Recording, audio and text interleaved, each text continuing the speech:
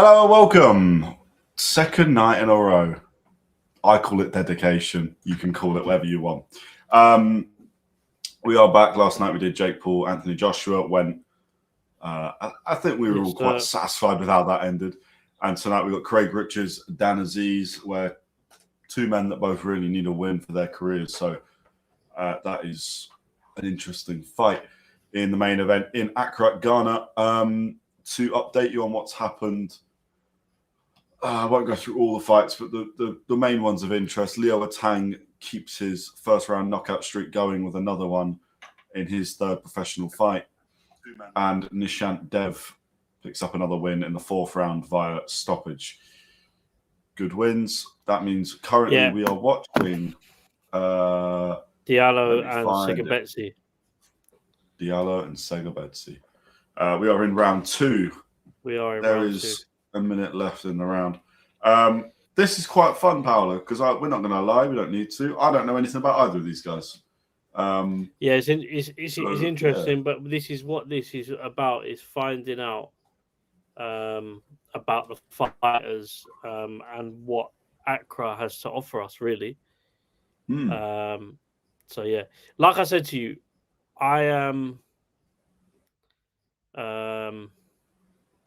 I'm looking forward to it. As I said, massive weekend of boxing. In hindsight, I know people talk about the Jake Paul fight and Joshua, but regardless, big card on Netflix. I mean, I talk about the undercard, not just the main, but you had Alicia Baumgardner on there, who defended her titles successfully.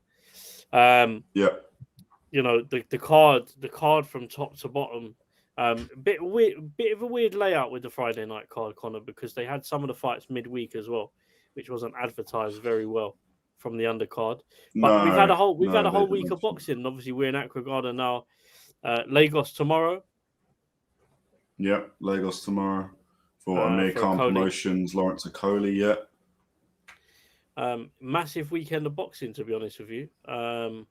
Something different, and as I said, these cards are going to get people's names out there. The event itself looks like a good setup. It's got to be the first one, so hopefully the first of many. Because as we said on the pod, it would be good to see more cards here in the continent of Africa, in different countries. Unlocks new fans, new fighters. Bakoli. Be sick to see Bakoli get a home show in his country. Just another one to tick off the list. Not sure how that looks at the moment because he's currently signed with Boxer and they're signed to BBC.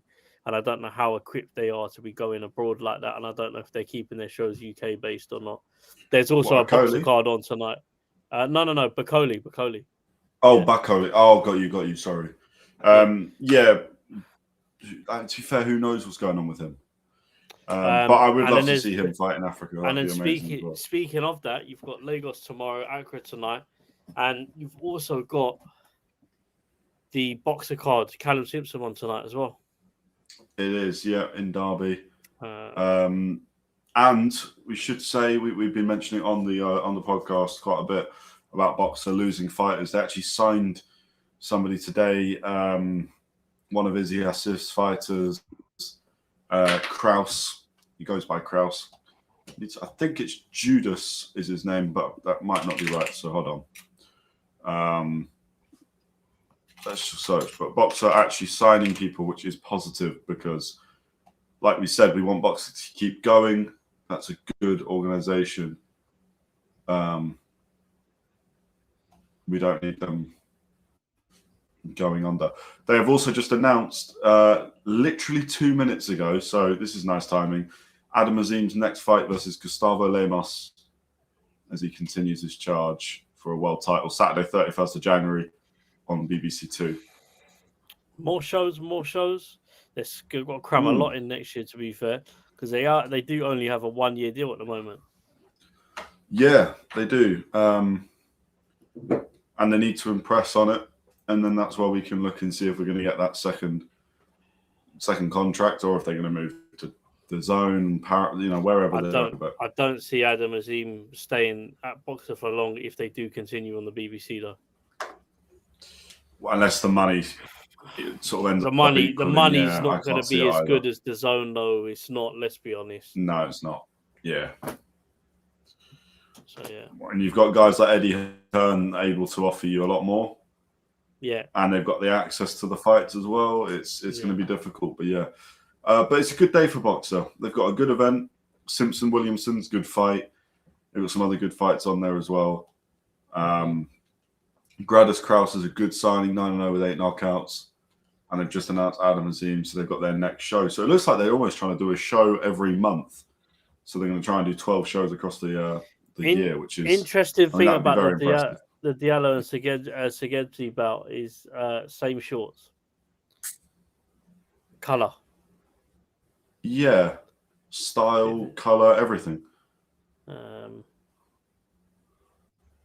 It's interesting. Actually, in terms of what they're wearing, the only difference is socks and shoes. Yeah. And then obviously the name on the shorts.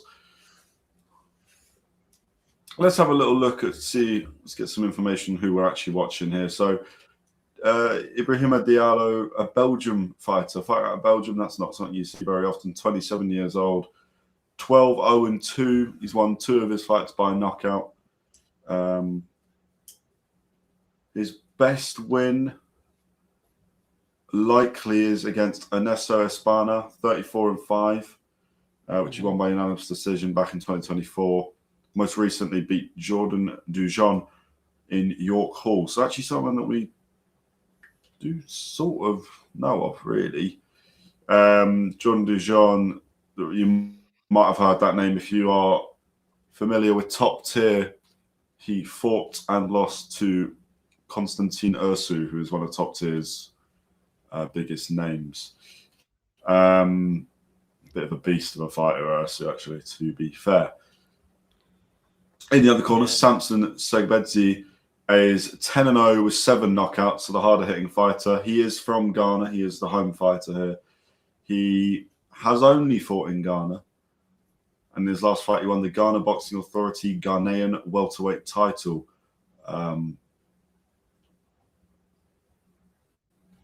He's IBF international belt this fight. For this one, yeah. And this is actually a weight class up for Sampson. But to be honest, looking at him, it doesn't seem so obvious, but same age, these two. It's always difficult to tell when you've got a guy like Sampson, because if you look, I'm looking at his record now, and it's purely down to a lack of opportunity. But his first 6 fights, are against people making their debut or their 0-1 or 0-2. And then he gets 2 winning records in a row before having to fight someone 0-7. But in his last fight, he did win against Habib Kahinde Giwa, not somebody I expect anyone to know the name of, but who was 17-1. So clearly a decent enough fighter, and this is a massive test to see exactly how good he is. But this is why we like the boxing in Africa. Gives these guys an opportunity.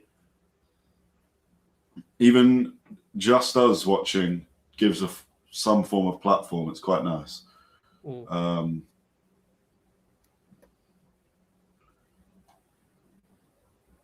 interesting. Segbedzi initially, to me, doesn't look like he's got the skills to beat Diallo. We're in round 4. Segbedzi just... Denzel Bentley on commentary.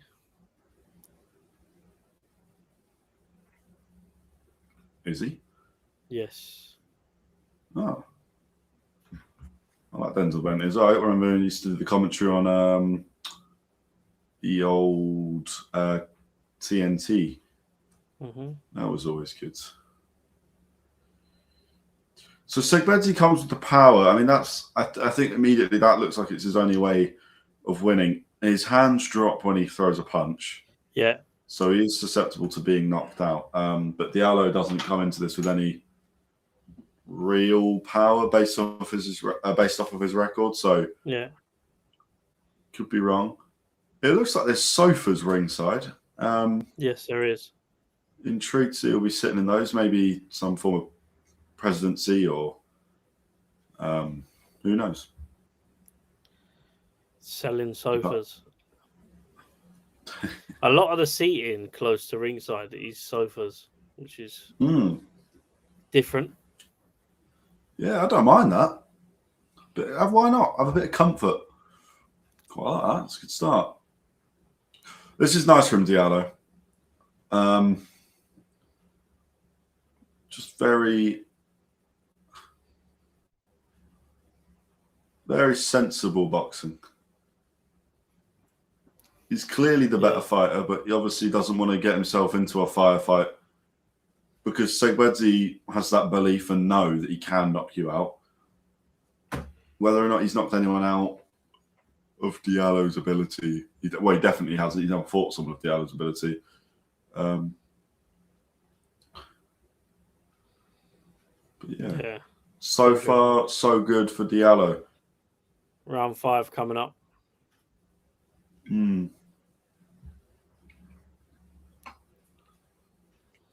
Jonathan Tetteh is in the building.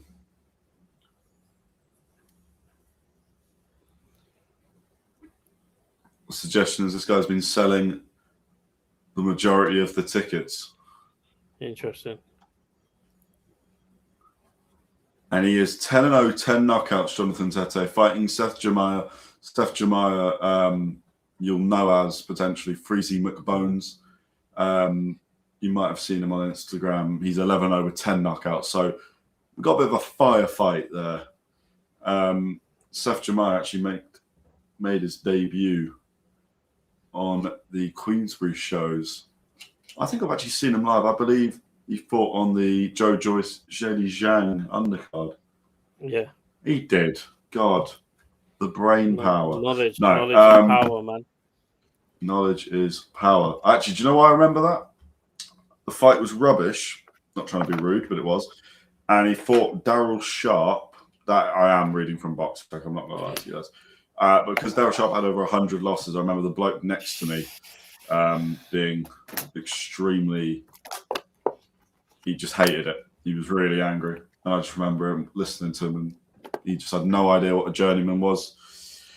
He was quite drunk. Interestingly, yeah, go on. Jonathan Tetteh has fought a guy called Prince Tetteh and knocked him out. I don't know if there's any relation there at all. Could be a common surname, but do you know what? Let's have a little look. I'll have a little look whilst we... Probably not a relation, Connor. Yeah, I don't think so. But you Google if you Google my second name, I've got a double barrel name. Both of them are definitely, but specifically this one, you will find that half the people in Mozambique and maybe Portugal have my surname, Manisa. Yeah. It's like, yeah.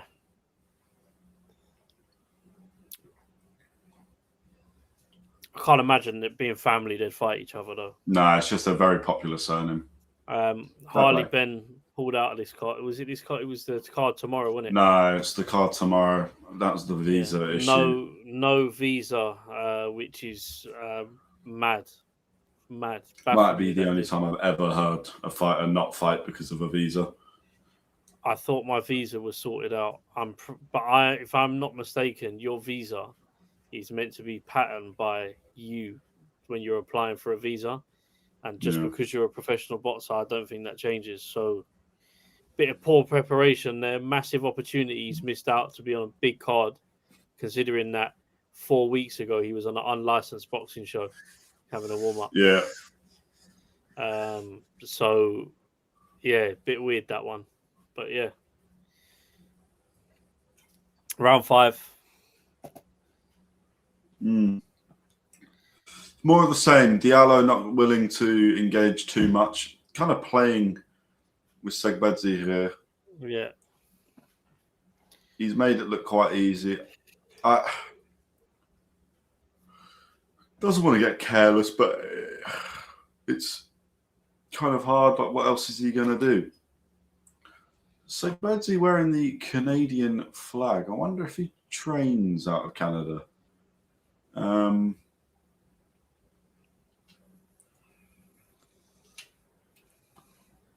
Interestingly, his coach in the corner with Diallo now standing over him, giving him obviously having a chat with him. He's from Watford. Is he? Interesting. And he was Jerome Campbell's coach. You know Campbell. Stay ready. Yeah. It was his coach. Yeah. Same coach. He used to work out at the gym. I don't know if he's still there, but he used to work out at the gym in Bushy. And then the other man in his corner, Louis knows all too well. So yeah, it's a man. This Louis, the biggest matchmaker in the unlicensed scene, soon to be professional. Yeah.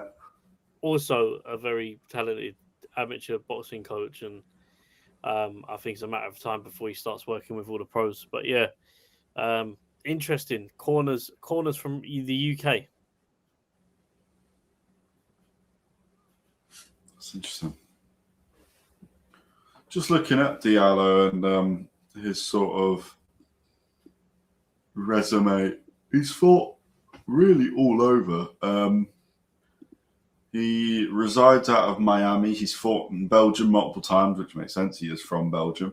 He's fought in Spain. He's fought in America, Poland, Spain again, Harrow, York Hall, and now in Accra, Ghana. Who's that? Diallo. Legon Sports Stadium. Yeah, Ibrahima Diallo.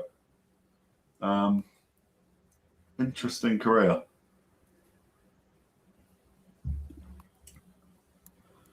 It's be interesting to see how far he can go, because my issue when watching a fight like this is it's so dominant. Diallo is so comfortable that either he could make a mistake, but it does look like he just does not have the power to cause any issues, which means we now know we're going to be here till round 10. Kind of waiting for that possibility of Segbedzi doing something, but Segbedzi doesn't look like he quite has the know-how to get himself inside Diallo. Sedem v Chiamaka. It's one of the earlier fights on. So I'm not 100% sure who has won that, to be fair. Very interesting card, but we have not long been gone live. I didn't actually get the chance to catch that fight, but we can check. Give me 1 second, and I will tell you.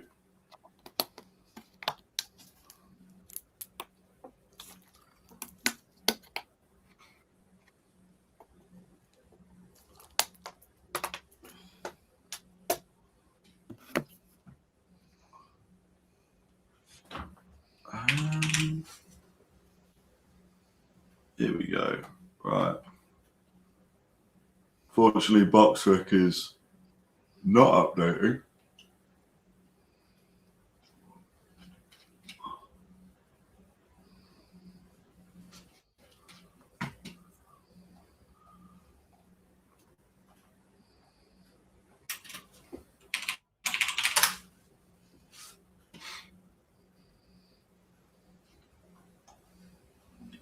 Here we go. Another dominating round by Diallo, to be fair. Very, very.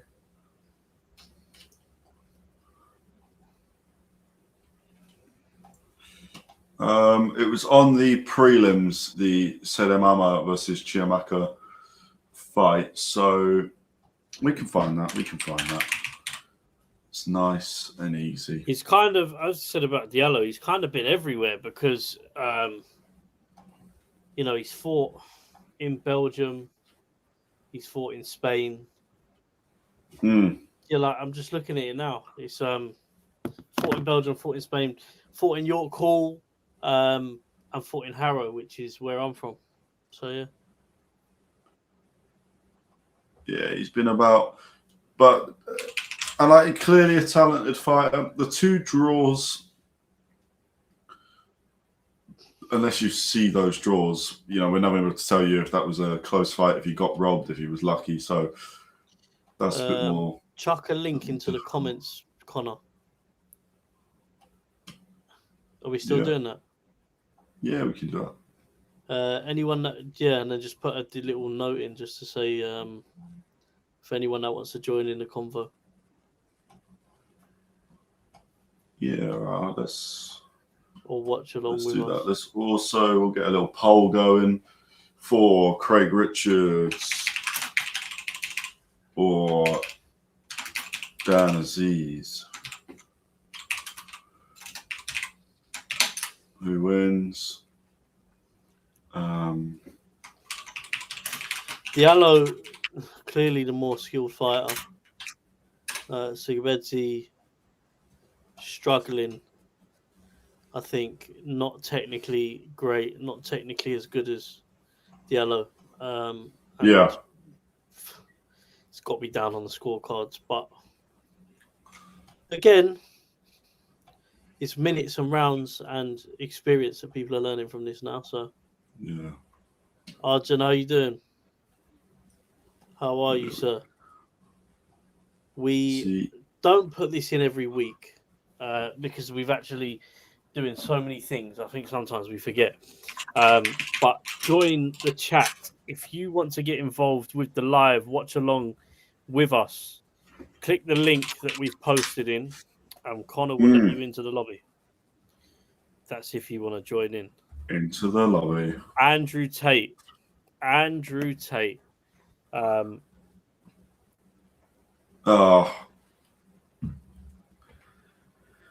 Nah. That ain't real boxing. The Jake Paul stuff is a bit. That's not real. Jake Paul's a different one. No, but the whole event. But the event. Yeah, the rest of the event was. And AJ is. And let's be honest, we wanted to see it happen. We want yeah. So.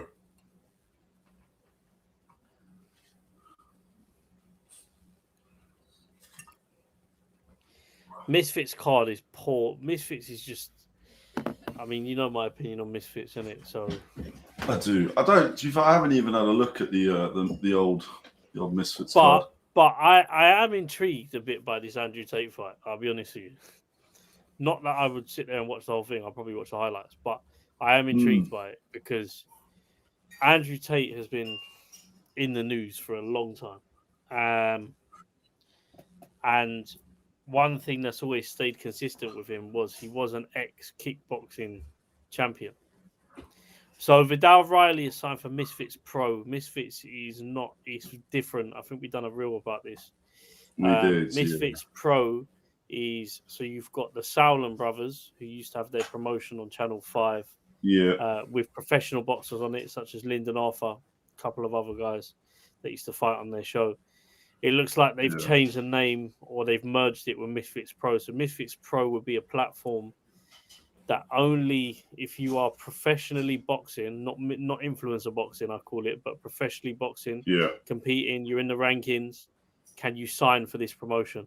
It's a separate entity of Misfits, but it's under the same umbrella, basically. So you've got influencer boxing and Misfits Pro, which looks like a promotional management company for professional fighters.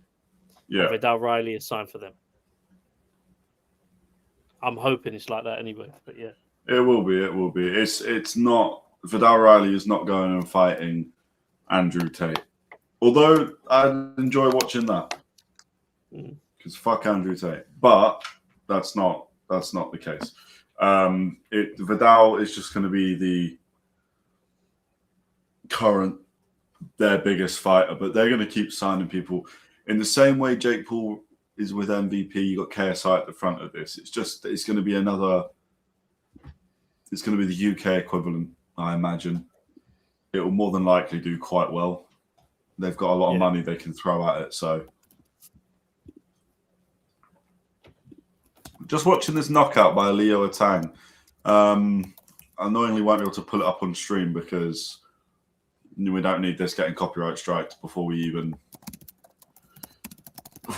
get to an hour in. But Leo Atang doing similar to what I don't want to compare them too much, but similar to what Moses was able to do in his first few fights, where he was just showing that he changes the levels as he's fighting.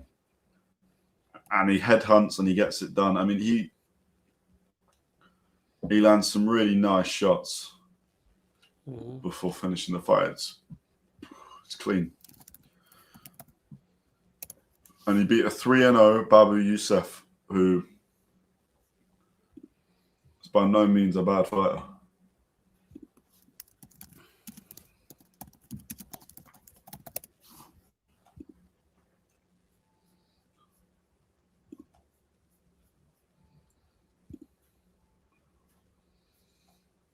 Again.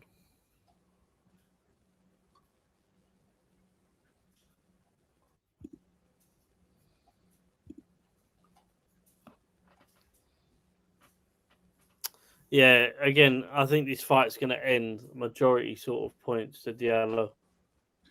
Oh, yeah. I mean, the rounds that we've seen, he's won every one. In terms of ability, from what we've watched from the start, he's clearly the better fighter.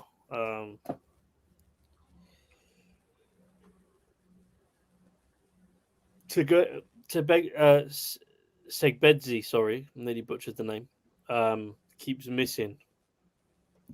He's not. He's missing, not having a lot of success.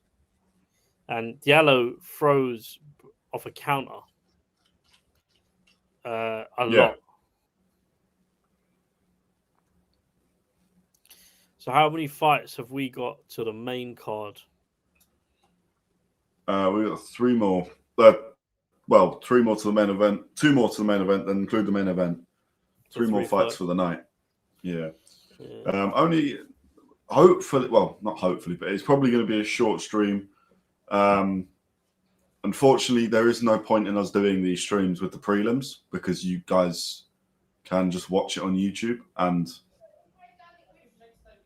I don't know why you wouldn't do that. As much as I think we do provide good entertainment, I can't say that we provide better entertainment than actually the boxing. To be brutally honest with you, and I know we're having issues with, out of our control at the moment when I say this, because this would be like throwing stones out of a glass house. But what I'm trying to say is, it's certain level of quality. We are with this card. It was our decision. We are covering the main sort of card purely because that's just a decision we made. Quality control.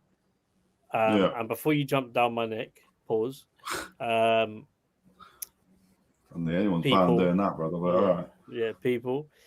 We are having technical issues tonight, but a little bit. If you've seen a little glitchy on the stream, but it is out of our control. Unfortunately, this thing called life, called internet, doesn't always agree with us, does it, Connor? No. And it's the same for me as well. It's the same for me, but it's looking to stabilize now, so it's all good. It has been like that for a while, but we just have to put the disclaimer in because don't want people moaning about it. Yeah. No, it's definitely been basically it's a bit of a weird one. It's definitely been better of recent times, but nah, do you know what it is? It can happen sometimes. It can happen, but true. The main thing is we're here. What you lot have to understand is we are trying to get to 500 subscribers. You've seen the giveaway below. Enter it if you haven't entered it already. Don't be childish. Don't be childish, people. We're close to 300 as well. Have you ever entered a competition? We're not asking for your phone number. We're not asking for your email address. We're asking for your subscription. And you have to pay nothing for it. It's true. It is free. And we do consistently upload good boxing content, if I do say so myself. So there's really no downside. If you want to go back and watch, we've done a stream yesterday. We're here tonight. And I'm probably here tomorrow. So it's Connor. Yeah. For the Chaos in Lagos Lawrence card. Very similar to the card we're watching currently in Ghana. There's going to be a lot of fighters that we don't know much about. That's kind of exciting. We were saying this earlier. It's actually quite nice. Segbedzi has gone down. It's not a knockdown. Slip. Yeah, he's slipped. Segbedzi actually picked the pace up. Sorry, just for anyone that is got a bit of a keen interest in this fight, he is picking the pace up. He can only win this fight by knockout. Diallo's won these rounds quite comfortably. I think the commentators made a good point about Diallo, saying he is a very good boxer, clearly. Is he going to sell tickets? Is he going to entertain? Because the way he fights, for me, it's that he's winning, so I can't take anything away from him. But like, I'm not sure I'd say that I'm exciting to watch. I wouldn't be excited to watch Diallo again. Yeah. I don't know. Do you have to be exciting, or do you just need to keep winning? That's the question. I think boxing's a business now, isn't it? I think there's an element of you that's got to be exciting, but not everyone's like that. There are some fighters. I mean, let's be honest. At an elite level, Devin Haney has fights that go on a bit sometimes, but he sells loads of tickets because commercially he's big, and he's one of the best fighters at his weight. If not the best, depending on how you want to look at it. But I think it's more about a commercial factor, to be honest with you. Like, you're right. If they don't sell a lot of tickets, like Diallo looks like he moves about. He's fought in Spain, fought in Belgium, as we were saying earlier on. Fought in the UK, Small Hall Show, York Hall, Harrow, which would be in Harrow Leisure Centre, I'd imagine. Which is not massive at all. Yeah. And so I question how many tickets he sells himself. And that's a good point, because he'd be making more money if he could sell more tickets in Belgium. He'd make more money in Belgium. It's hard, but boxing is boxing big. In boxing, he's not. You've got to go. I suppose what he's doing the right things. He's going to fight in different places, different countries.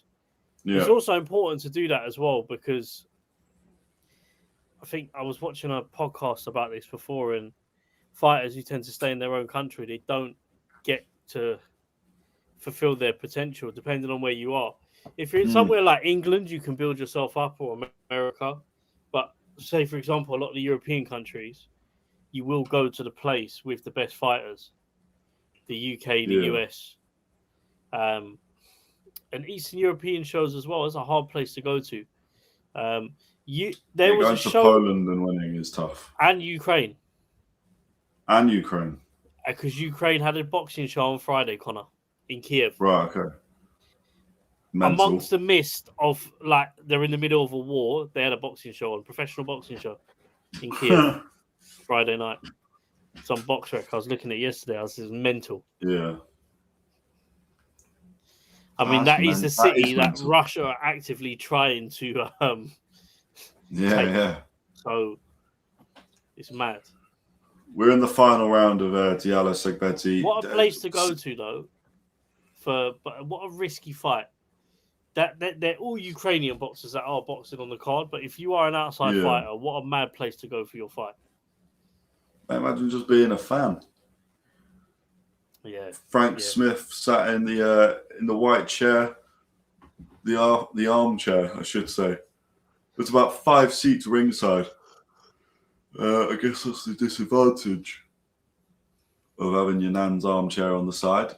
I do quite like that, though. Comfort, why not? Yeah, they had a similar thing in Saudi when they first started the cards. Yeah, true. Not anymore, but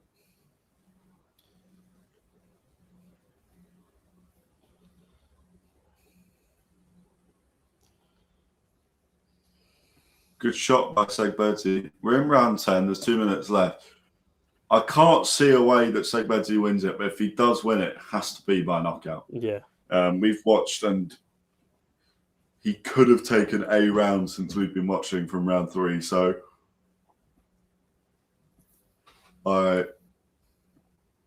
nothing here. Bit disappointed from Diallo. Diallo fighting at the same pace in the same gear that he was fighting when we started watching. It's like you said, he is fighting off the counters, but he should engage at times. I think it's somewhat disappointing that he's not, but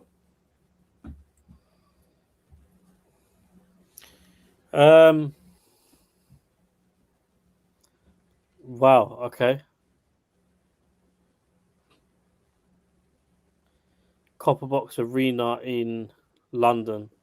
Fran Hennessy is just been announced that she'll be fighting Eli Buto for the WBC Silver Bantamweight title. That's normally the equivalent of getting yourself a mandatory. Yep. Segbedzi is going for it now. All So the news is coming out tonight whilst co-main. Diallo dominates in the ring, but all the boxing news is out tonight. Yeah, it's nice. Good, some good fight announcements. Copper Box Arena in London. I will actually try and go to that because I was talking to her brother not long ago, and I do keep saying I'm going to go to another fight, and I don't because I'm just not able to because of work or whatnot. So I will be going to that. It's nice to see, but they're very unrelated. We're in the final 10 seconds of Diallo Segbedzi. Do you know what? I'll hold off on what I'm going to say until this fight ends. The fight is over. Diallo's playing with him. Yeah, Diallo has won. It is nice to see Alexander Usyk on his Instagram has put up 7 or 8 posts, all related to Anthony Joshua. It does feel like those two won't fight now purely out of just being good friends. Like,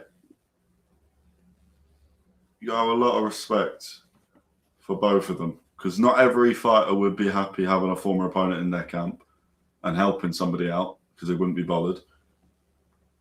Equally, not everyone would have the ability to swallow your pride and just get it done. So,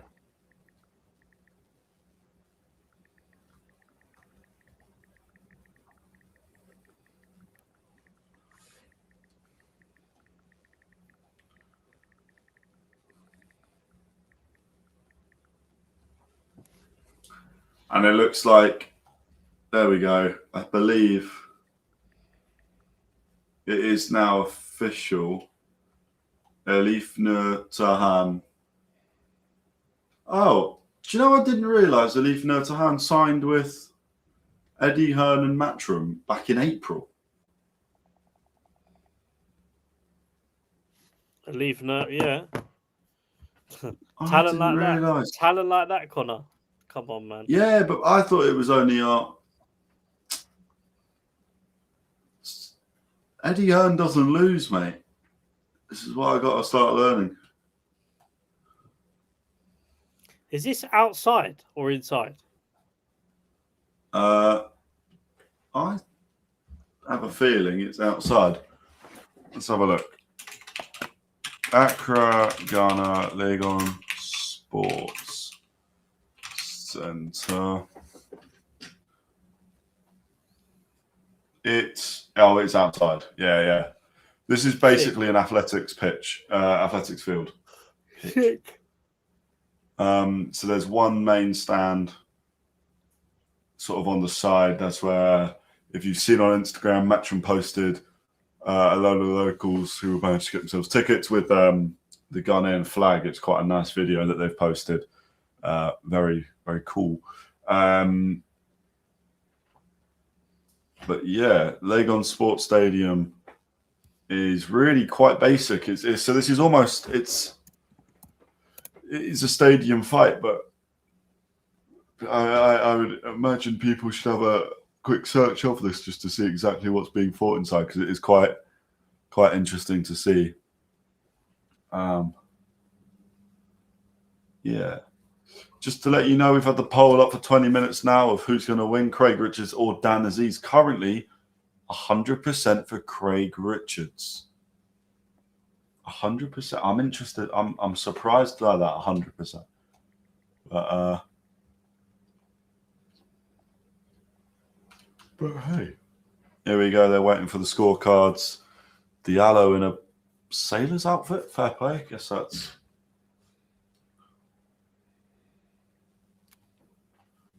It's extremely quiet whilst we wait for the results. Diallo actually has been. There's guys in the background climbing the frame of the boxing light, safety does the not boxing exist. light structure. yeah, I'm just wondering if they are in any way harnessed on, but probably best we just don't know.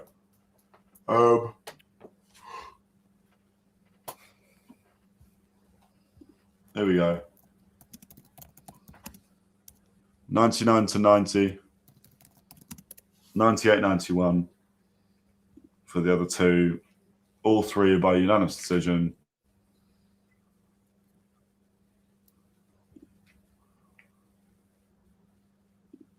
Ibrahima Diallo. There we go. Winner by unanimous decision. Good win for Diallo, but like we said, I think we do need to maybe see a little bit more in future, but it is what it is.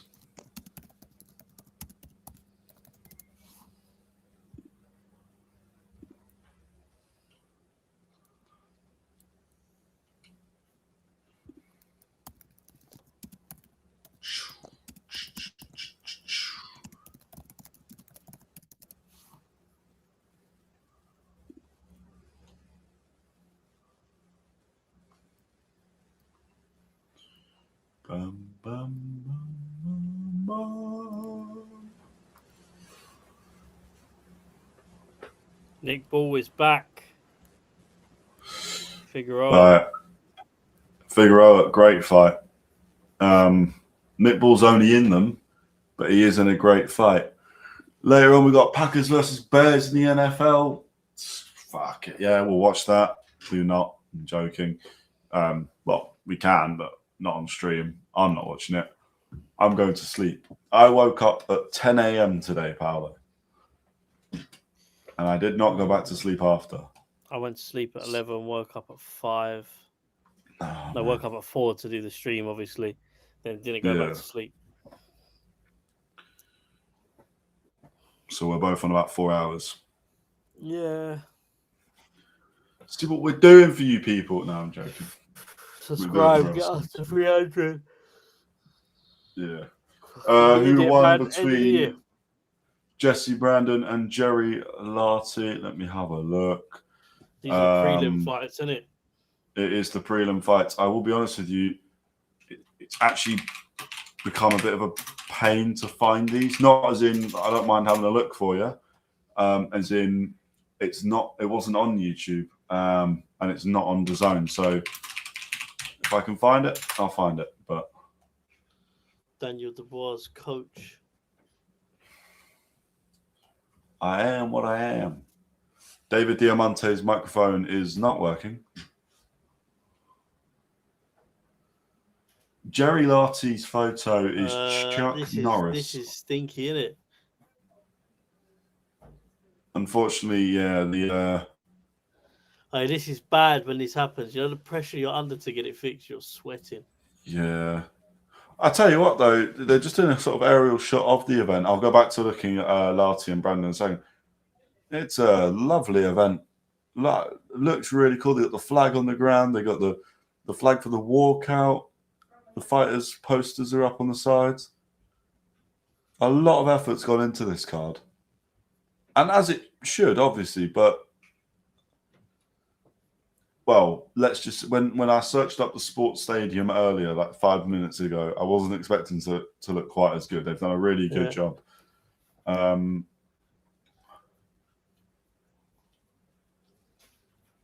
am trying to find the results, but currently I can't. I am what I am.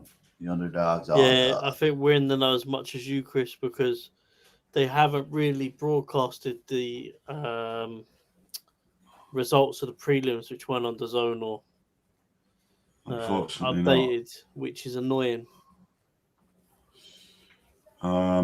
Just trying to work out where I can even see the winners of these.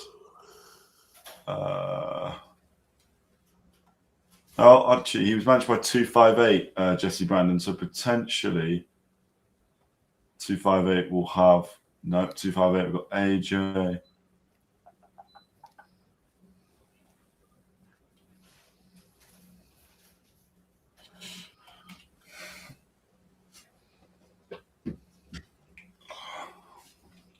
Allotey is from Accra.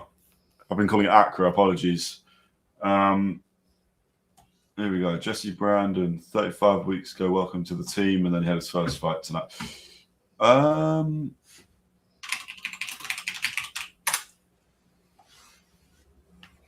We must be able to find it.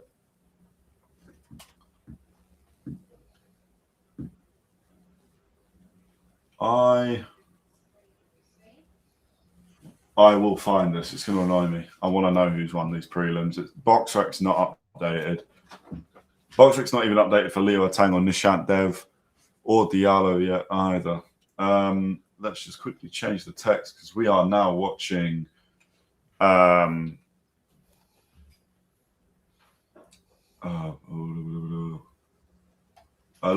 versus Raquinel. Let's go on YouTube and have a look. It must be on there somewhere. I am what I am. The underdog's on top. Oh. MVP.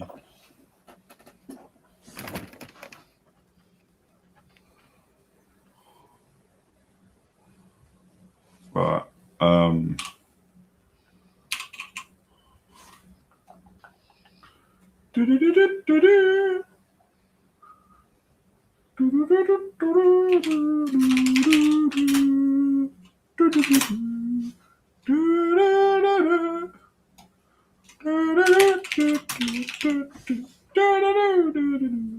Right.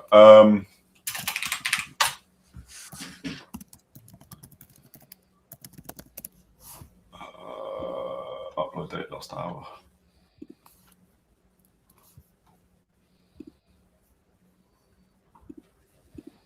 Brilliant. Come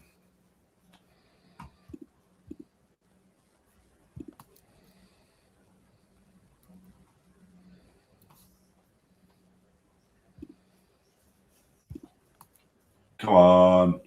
Come on. Oh my God, guys. Major flipping update. What? Cruiserweight rankings as of November 2025. You've got Leonardo Mosquera, 2, Leonard Perez, 3, Alois Yumbi, 4, Mike Perez, 5, Director, 6, Chris Billen-Smith's at 8, just to give you an idea, yeah? Pat Brown's at 13. Can you tell me who's at 15? No. I have a horrible feeling The problem child, Jake Paul. Yeah. The problem child, Jake Paul, is ranked WBA, ranked 15th in the cruiserweight rankings. WBA. Wow, okay. That has rattled me, that has. Jesus.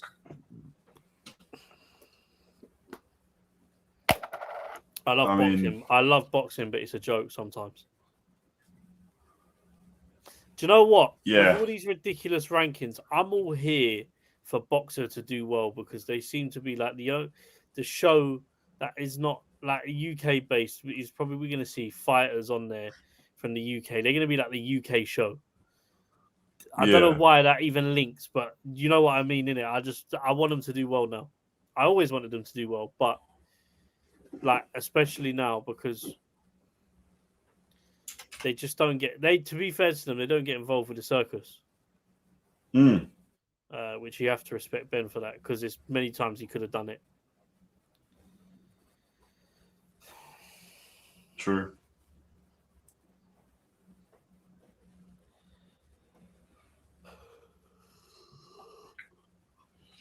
Right, I'm struggling to find these results. I'm sorry, people. It is ridiculous. Is what it is, Connor. Yeah. This fight might end quick. I got a feeling.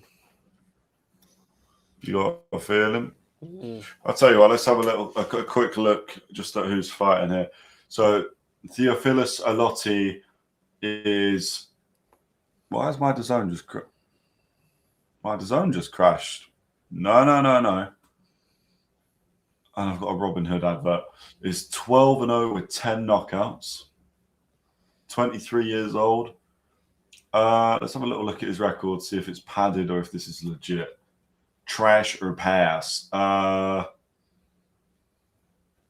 23-8 knocks him out. 11-3, 15-0 Daniel Gorsh. Daniel Gorsh, who since has gone on and won. What's very interesting what, about mate, this, that's a good record. That's a good record. He's got the home fighter. Let's have a look. Something I picked up on Connor. DAZN card, not a lot of commentary out of the ring. Not a lot of interviews out of the ring, which makes me think that they're kind of speeding this card along. It's literally one fight after another. So has that been a DFC show? One in, one out. Yeah, no, you are right. It does feel slightly rushed. No, not rushed.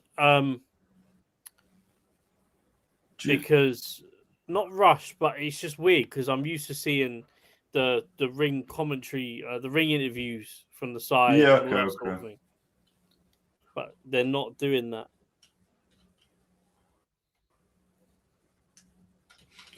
Jayr Raquinel is the Filipino fighter. He's actually ranked number 10 in the world at super flyweight. So potentially the winner of this gets themselves some form of a world title shot.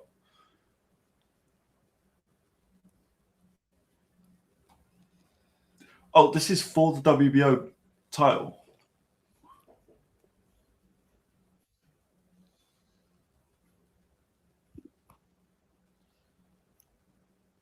Oh, the global, sorry. So this basically makes them mandatory for Andrew Maloney's title. So the winner of this fight more than likely goes on, fights for WBO world title, which is pretty crazy to think. There we go. We got our first ringside interview with Derek Chisora.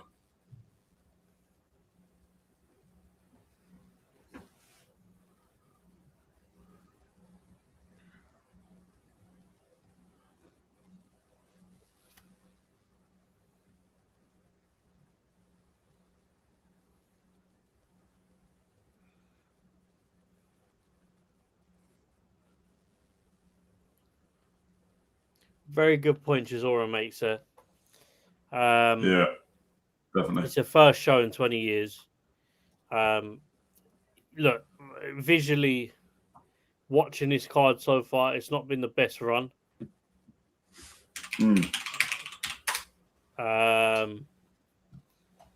But it is the first show in 20 years. There's going to be teething issues. True.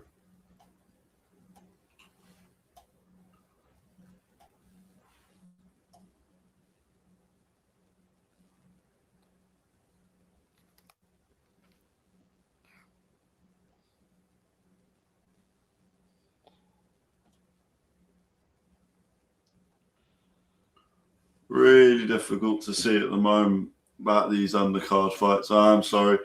We will keep looking. Eventually it will all be updated, but for now... Unfortunately, the undercard fights, the prelim fights, the one you're asking about, wasn't shown or televised early doors, from what I understand. Yeah. They haven't updated the results anywhere, so we don't know who's won or lost that. At the moment, I can't tell you. Sorry. No, unfortunately, the zone only started going at 7 p.m. So we are as up to date as we possibly can be, but there are certain fights that we do not have an answer for. Which in itself is a shame. That feels like something that could have been done. That's just that bit of media attention. Just get someone with a phone ringside. Just film a couple clips, put them up. So-and-so won the fight. That's nice. Now, like I say, if we see anything that comes up, like I've got Instagram open on my other screen, so if I do see anything, they are actually showing results at the moment, although they've spelt points wrong on Diallo and Leo Atang won by knockout. So currently the results they're showing, and this is the zone, by the way. I don't want this as a reflection of African boxing or the way that African boxing is being presented at the moment, because that's the zone making typos and getting results wrong.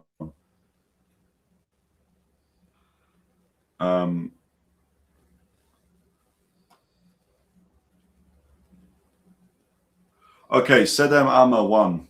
She is in the ring currently being presented the WBO Global African the African Champion belt. So Sedem Ama for Daniel Riley. If you are still here, Sedem Ama won.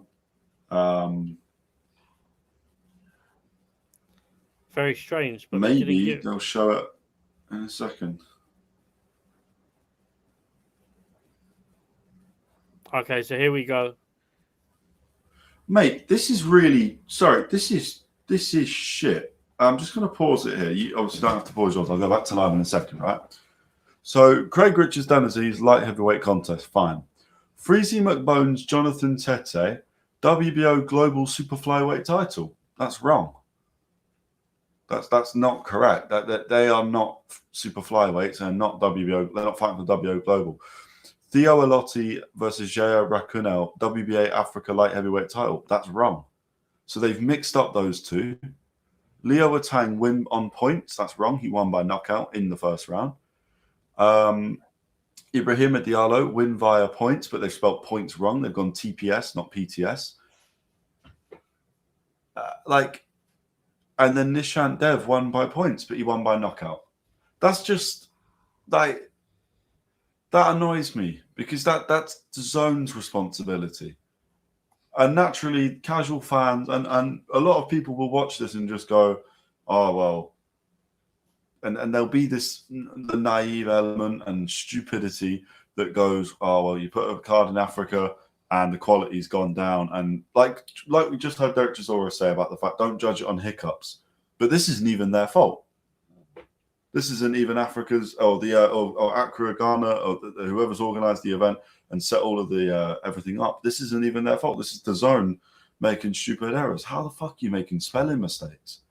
TPS. What the fuck is TPS? That's just annoyed me. That might just be my it's little things, but that really does, that irks my soul a little bit.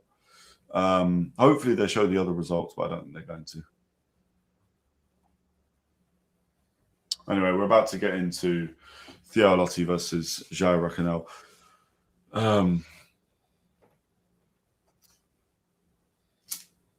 Yeah. What's even more badly organised is they won the female, the lady who won the WBA. Is it the African Continental African title that was awarded in the ring? Yeah. She fought earlier on. Why didn't they give her the belt in the ring when she won the fight? Well, exactly. And I'm guessing they're trying to do it when it's on TV. And that I do get that. It makes sense. That makes sense. Yeah. But we've only just realised that she's won because she was on TV. Like, if you're going to do an event in Africa, please do it properly. Please give these people the media coverage that they deserve. The guys on the prelims, like, we literally are sat here. We only know one result because they couldn't be bothered to film the others. That's like, where's the respect for? Like, that's not how we do things normally. Any other event, prelims are on YouTube. All right, fine. Maybe they can't do it on YouTube for whatever reason. I think that's a lame excuse, but whatever reason they can't do, you could at least do a post about it on Instagram just to say this person's won. When was the last time we watched something, Paolo, that didn't end up? You couldn't go on Instagram and just see winner, and then they had the little photo. That, like, I don't know. That just personally, that really annoys me. I don't like that at all. That feels unfair. But we are away for Allotey versus Raquinel, so we will focus on this for now. And like I say, to anyone that is waiting on knowing about results, keep asking. When we have information, we'll let you know. But unfortunately, right now, we just do not have any answers because they are just not available. Allotey on the front, not Allotey, Raquinel on the front foot already. Never been knocked out, Raquinel. He has been beaten twice, but both were on the last decision. Went the full 12 rounds twice. He is used to the 12-round fights. Allotey, I don't think, has ever gone past. Huge shot by Allotey lands already. Oh my God.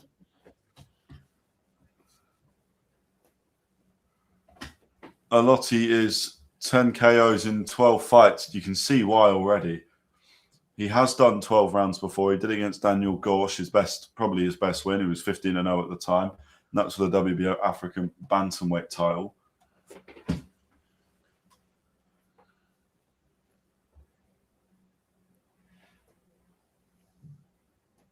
Allotey, good shot by Raquinel to the body. Just for a split second earlier in this first round, looked like Allotey just had him rocked a little bit already. Mm-hmm. But Raquinel carries power of his own. Of his wins, I believe he's got 14 knockouts of the 18 wins that he brings into this fight. Like I say, he's lost twice, drawn once, but he's never been knocked out compared to the perfect record of Theo Allotey at 12-0 with 10 knockouts with no losses, no draws. So should make for an interesting fight. I believe the next few fights should be good. There's a police checkpoint being just brought across the screen. That's good.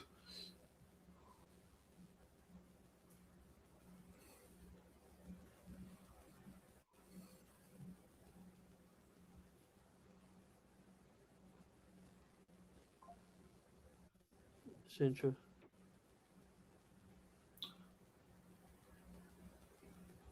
Just feels Allotey's a lot stronger. As the commentators say, the right hand of Allotey can land almost any time. Really nice shots. A little bit unorthodox at times. I mean, with that one, he was almost checking the wingspan that he has, Allotey, but he just managed to get a little clip on the chin of Raquinel. Didn't hurt him too much, but definitely felt it. Toward the end of round one, nice little body shot from Allotey. Good round. That is 1-0 for Theo Allotey, the home fighter. Very quick start. Big shot earlier on. Yes. Judging off that, this fight might not last long. No, I do think we're going to have knockouts in this and the next fight between Freezing McBones and Jonathan Tetteh, both of which huge punches and really don't like each other. Allotey naturally has good timing. That left hook completely stumbled Raquinel. I don't think it necessarily hurt him. And then he actually hit him again with a nice left hand. Not loaded up too much, but just nice, clean work. And we are officially 1 week out from Noah and Noe's return against Alan Picasso with Junto Nakatani on the undercard. Along with Kenshiro Taraji, who's almost been forgotten, but it's understandable he's not looking to set up something quite as significant as Inoue versus Nakatani.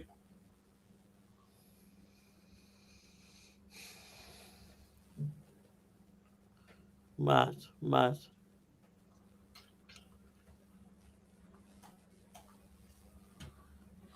Round two, Raquinel starting well. It does to me look, just from the outsider who's not watched these two before, Raquinel to me looks like the more traditional fighter. Maybe even has a better skill set, but Theo Allotey just has, he might have really good timing because he can land from just the most odd angles. Even in that first round, that's where he did the damage. It was an off-balance left hook, and then his almost left hand, just out of instinct, met the face of Raquinel as he stepped in. So it's nice boxing. 1:40 left in round 2. Not a lot's happened so far. Raquinel closing down the ring. Like we say, Raquinel's the one. Well, Raquinel does come into this fight with more knockouts and more wins, but he does also have the 2 losses on his record, both of which came by unanimous decision. There you go. Raquinel lets that left hand go. And that will be interesting. I don't know if Allotey has ever faced a southpaw before. And what is traditional southpaw sparring is hard to find. So this could be Allotey's first time, but I'd be a little surprised, but even so, there's only a certain level where southpaw becomes significantly harder. Oh, Christ. Right. Good shots going in from both here. Oh, did Allotey get hurt there? Yeah, maybe. Or it's just the way he is. Just looks like he backed up a little there, the home fighter. Raquinel, like we said about 2 minutes ago, Raquinel definitely has the better skill set of the two. It's just whether or not Allotey can land like he has done from those unorthodox positions. Raquinel cutting down the ring, really nice. Just creating some angles, throwing that right hand out just as a nice little jab to keep him at bay. But Allotey needs to throw punches and bunches. I think he'll benefit from a closer fight rather than keeping things at this sort of mid-range, which clearly suits Raquinel. Yeah, to be honest with you, he looks like he's still recovering from some sort of... He's stunned or struggling with something. He backed off when Raquinel was putting pressure on him.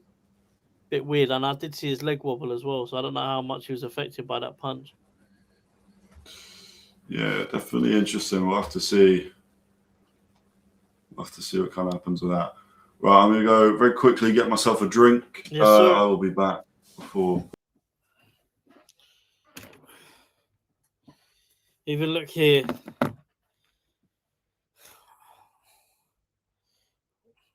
Yeah, Raquinel got him. They were both throwing. And then Raquinel got his punches back on him. He definitely felt it. Backed off and then kind of just kept his distance towards the end of the round. Interesting.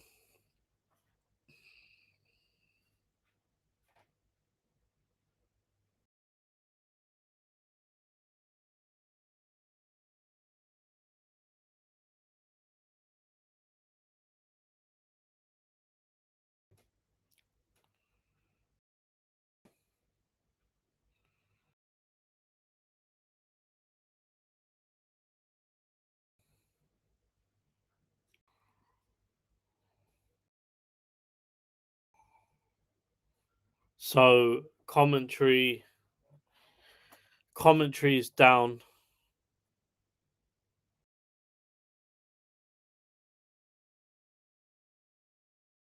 Commentary's back now.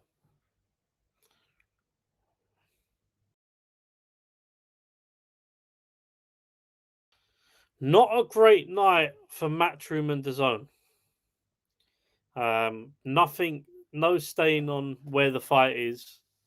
You know, these guys have come, they've put a show on and gone. It's their responsibility to ensure that these guys get the best coverage. And I feel like a couple of things haven't been looked over or haven't been done well to be able to give these guys a proper and girls a proper platform. A lot of mistakes, but it is the first show for a long time. There, teething issues, and I believe they will get better. I think we need to see more shows. I'd love to see Bakoli headline in his home city, and a number of fighters. You know, we talk about Andy Joshua, who just come off the back of a win. Even someone like him fighting in Nigeria would be huge. Or Raquinel, 2 great shots there. The tide is turning a bit with this fight. Raquinel's starting to land more shots. Allotey's holding up a really high guard, but Raquinel's just in front of him and not able to sort of go off or throwing off too quick. He's just waiting to counter Allotey. Allotey's not throwing a lot at the moment, though.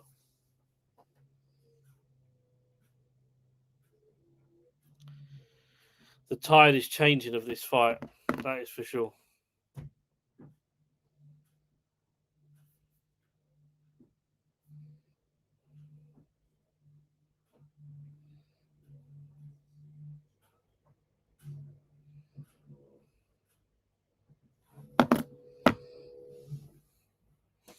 Oh, Allotey, massive shot. Raquinel covers well. Allotey's pushing him back now.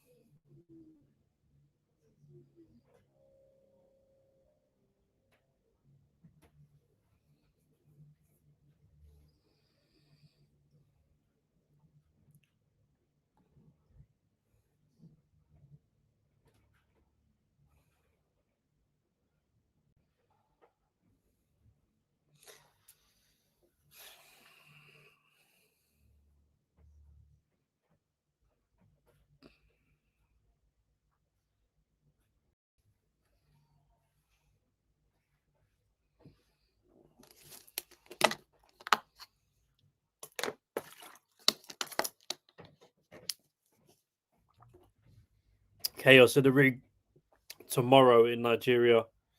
Tetteh and Akoli headlining. Adelaide's fighting on that card as well. That'd be sick.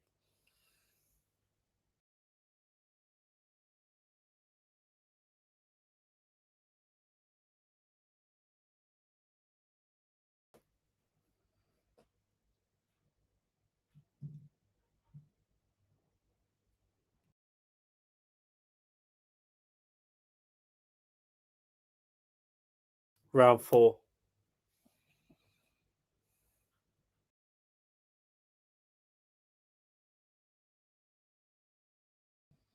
Oh, Raquinel, big shot.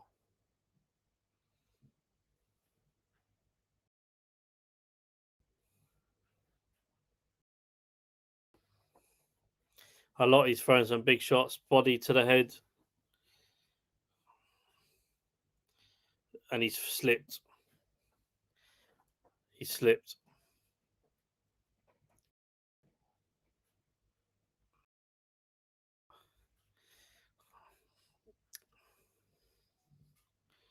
Let me turn the commentary off. Yo, sorry. Took a little bit longer than it should have. Interesting update for everyone. We're into round 4. Yeah. Oh, Allotey's throwing.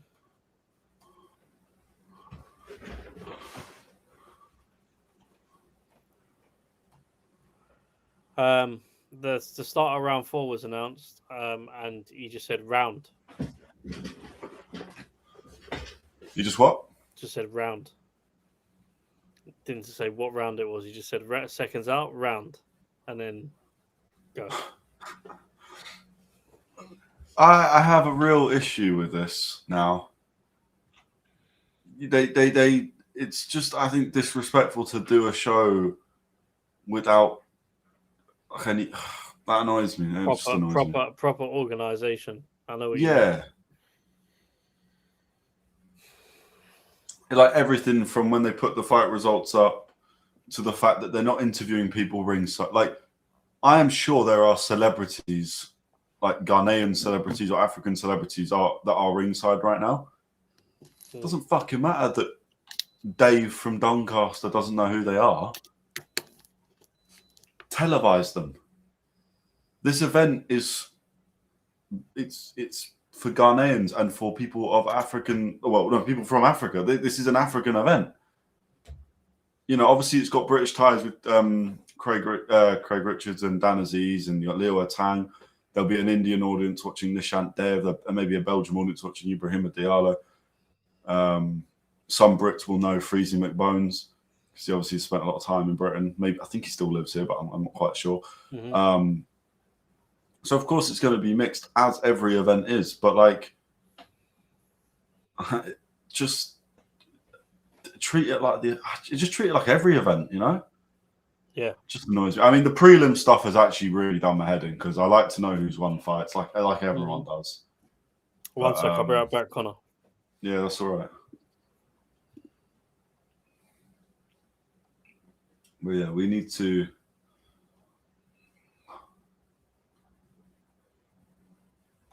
these guys to sort their shit out.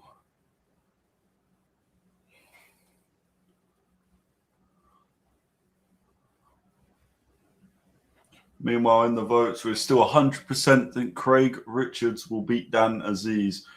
I'm slightly surprised. I thought about Dan Azeez would be getting a little bit more love than he is, but fair play.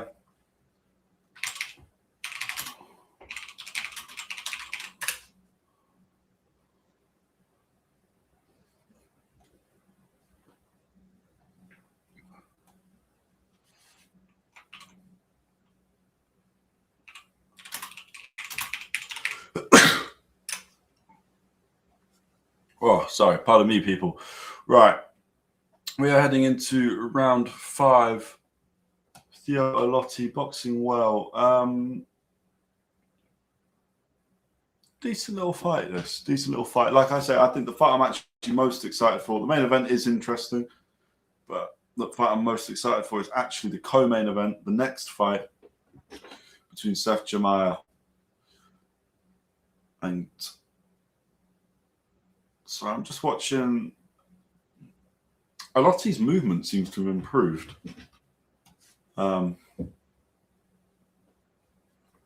He actually seems to be... Like, from round 1, he was a little bit reckless, whereas this, he's actually picking his shots really nicely. He sent one straight down the middle there, a nice right hand. It landed flush. No damage, because he was maybe a little bit out of range. He couldn't punch through Raquinel, but it was a good little shot. But yeah, Seth Gyimah versus Jonathan Tetteh. That's the fight I am most excited for. I would put money that will be the most exciting fight. They do not like each other. And between them, they've got 22 wins, 22 wins, 21 wins, and is it 20 knockouts? 20 knockouts. 10 KOs apiece.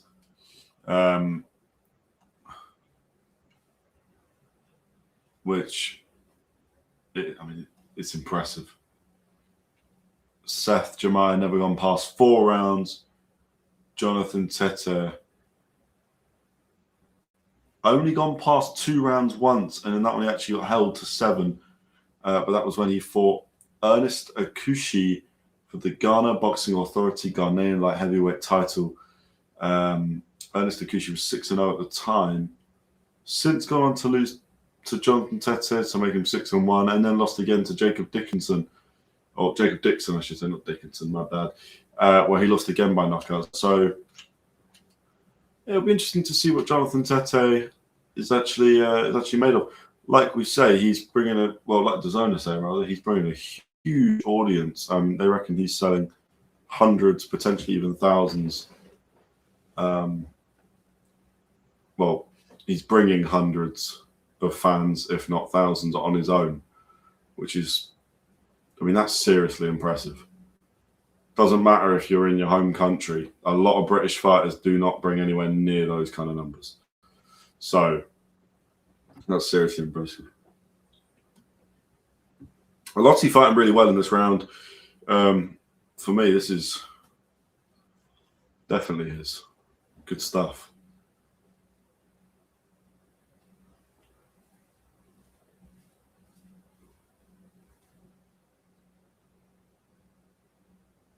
Good fight so far. We're going to head into round 6 in a second. Round 6 of 12. Both fighters have got 12-round experience.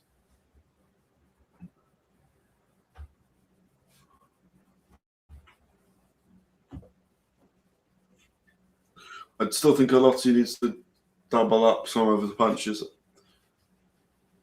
There, he threw a little 3-piece combo there that I didn't see. That was at the start of the round. Just like to see him through that a bit more. I will tell you though, for free, that just because both these guys are relatively unknown, I can tell you for a fact these guys can go on or remain on these big shows. They are more than good enough. We are on round 6, the final round before we turn over to the second half of the fight.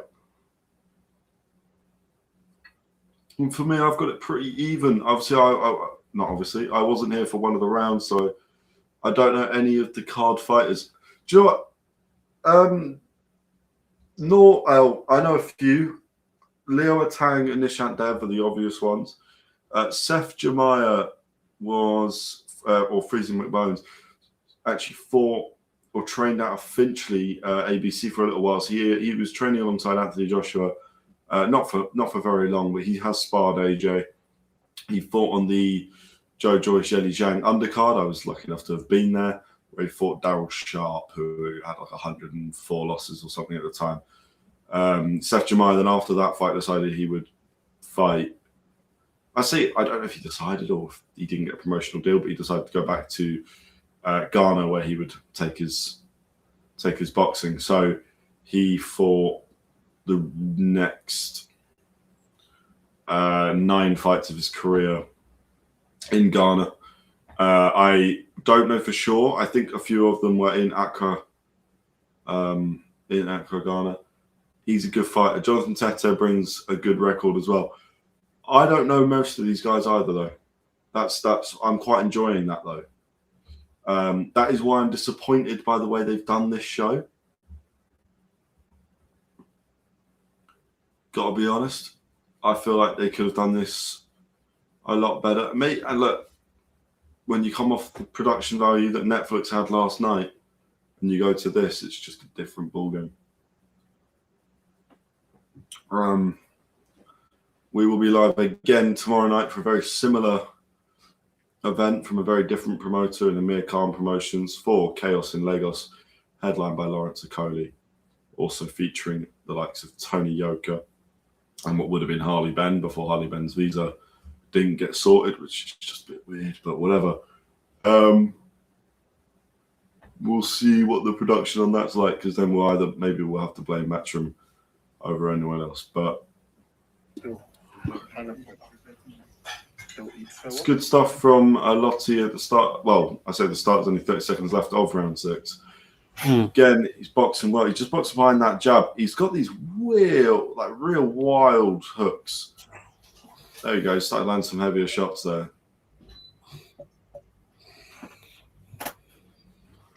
It'll be interesting to see the card tomorrow night. I was just saying, and see how the production is on that. Yeah. With the Amir Khan Promotions, see what they kind of do with it. Well, has Amir Khan not done a show out there already? He's done a few, yeah. Yeah. He's done 2 or 3 now, yeah. Yeah. He might have even done it in this exact location in Ghana as well.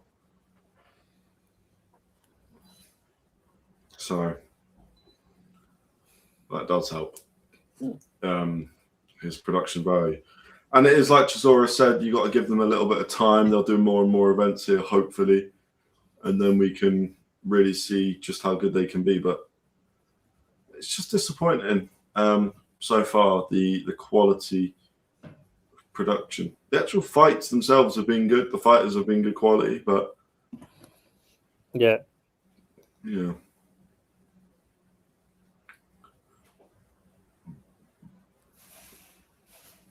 I think whilst we've got a minute whilst in between the fights, we should say just quickly, obviously not everyone here will have seen this, but it's good to know.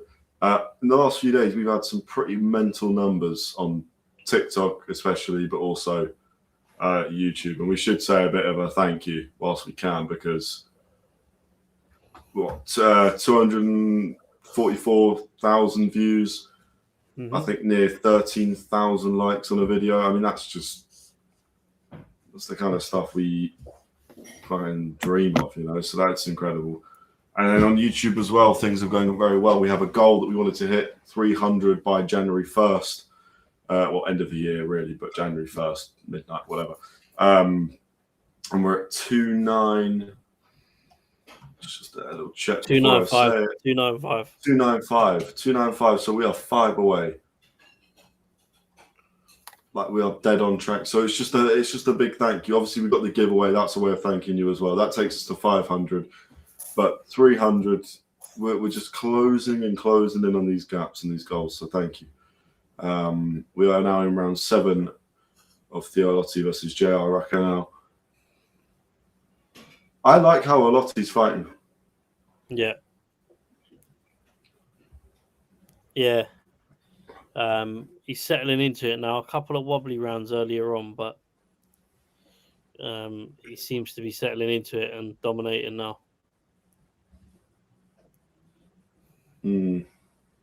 Varying his power now as well. Not everything he's throwing is with the intention of putting Raquinel down.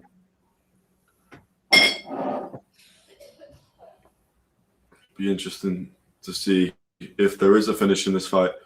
I'm almost guaranteeing a finish in the next fight. I'm just sorting a technical issue out I'm having, Connor. No, you're all good.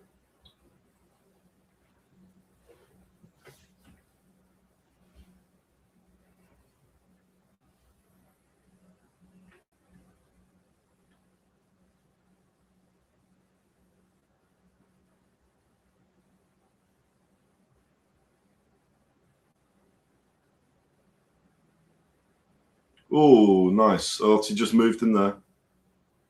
Getting told off. Called it a push. It may be fair enough. I'm not sure I quite agree, but...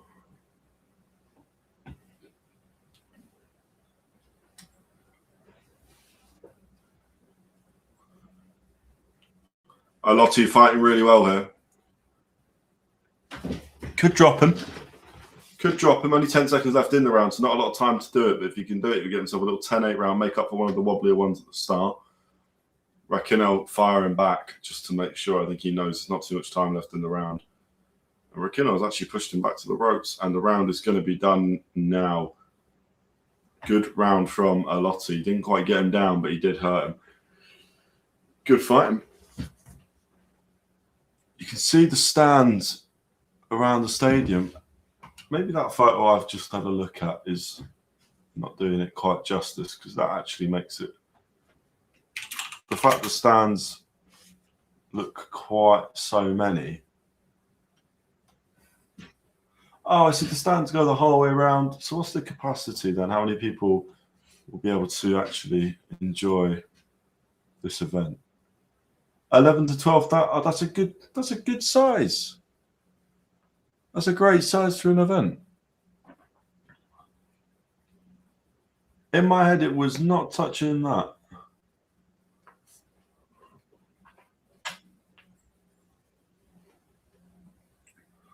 I've just found out the biggest stadium in the world is in North Korea.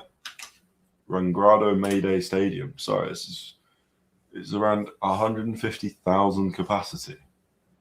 What? What do they do there? Is this just like Kim Jong-un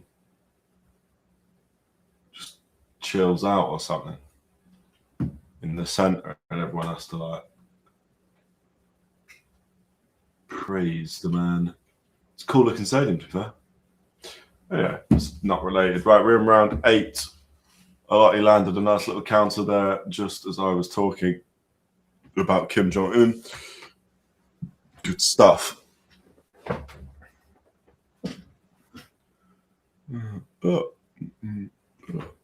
What up, gangster?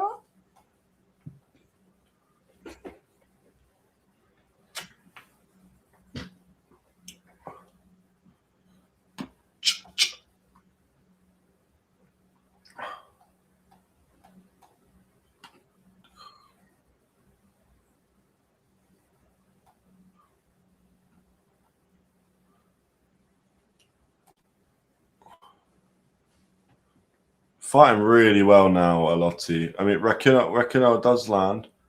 Most of what he's landing is to the gloves, though. You just feel like Allotey's got the power. Every time he does land, he does move Raquinel. A nice little left hook there. Just scrape the skin on the face of Raquinel there.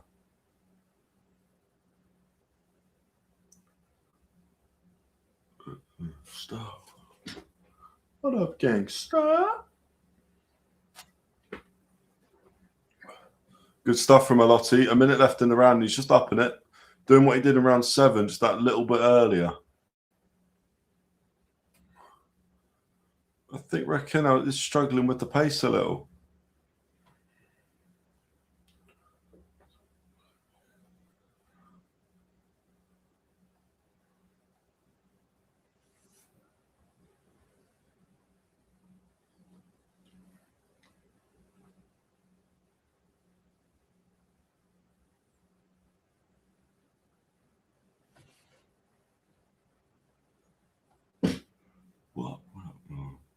What up, gangster?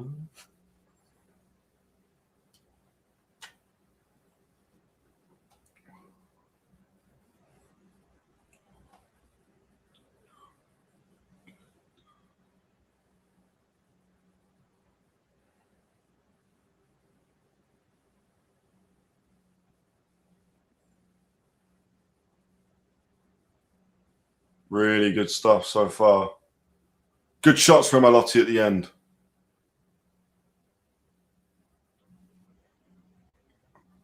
Allotey's round again. This is good stuff.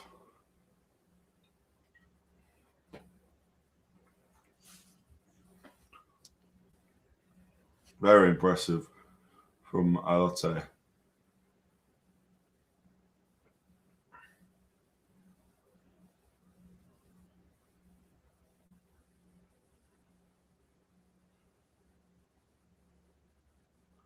What up, gangster? What up, gang?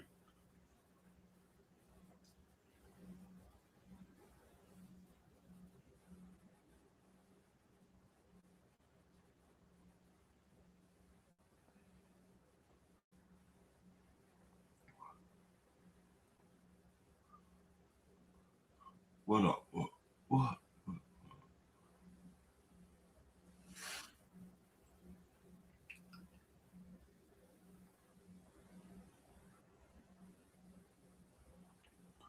What up, gangster?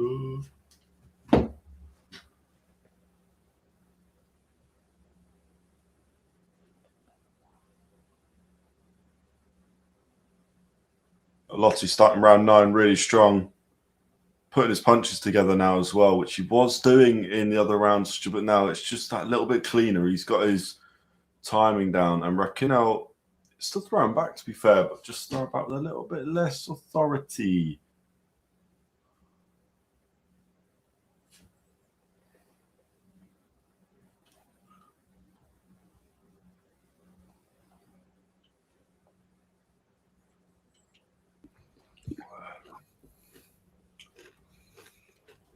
You all right? Yeah, Theo Allotey fighting really well. Extremely impressive. Raquinel still fighting good as well, but Theo Allotey fighting really well. A nice little left hook goes in from Allotey. You know what? Whilst we're watching, I remember I'm going to follow him. I'm going to make sure that I stay.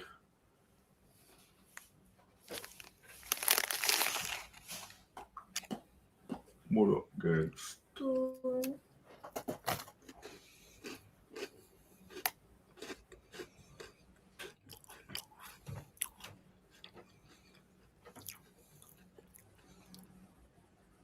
Raquinel looks tired now. He does. I think he's taken a few to the body. It seems to be almost every round now after 7. There's another 30 seconds where Allotey just gets to beat him up, basically, with little to no issue.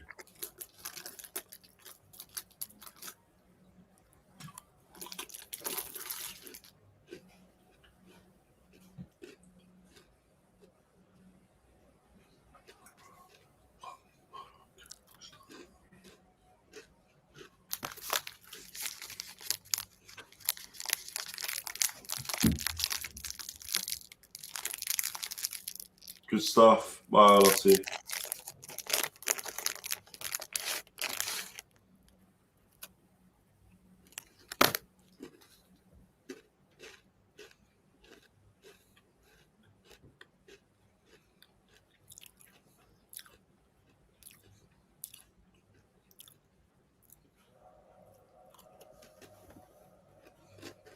Timeout being called by the referee here. Looking at the tape on the gloves of Allotey. Fair play.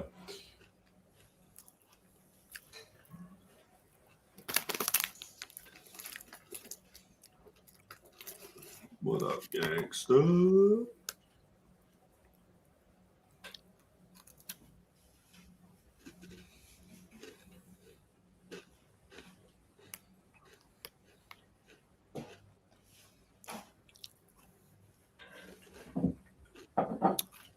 Nearly a big shot there by Allotey.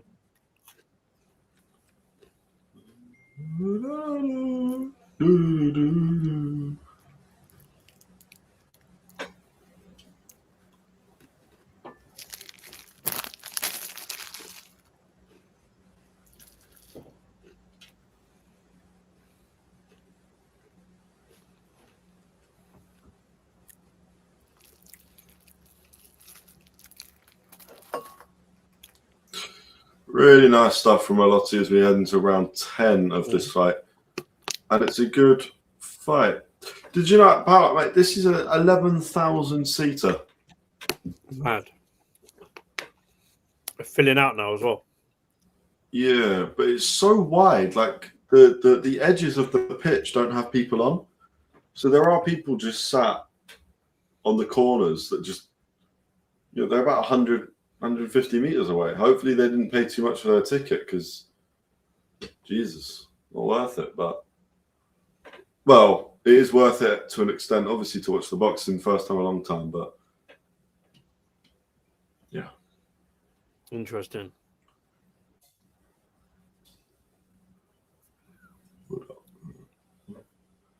What up? His Excellency's here. Oh, yeah.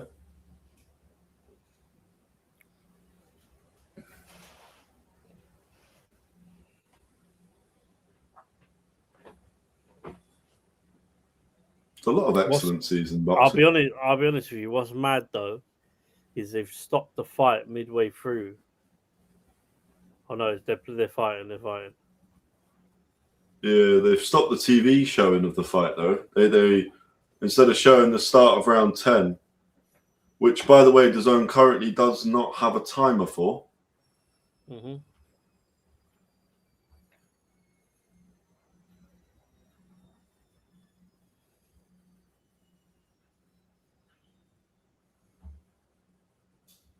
Oh, they are actually announcing. So they did hold the fight up for His Excellency.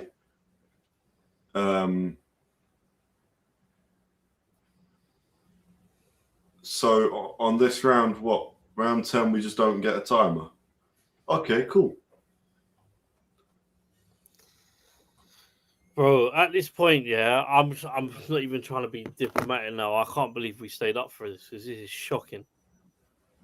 That's how I feel. No. I know we're watching it, we're covering it, and I'm not saying that, but like this is how I feel. No, you're right. You're right. This is.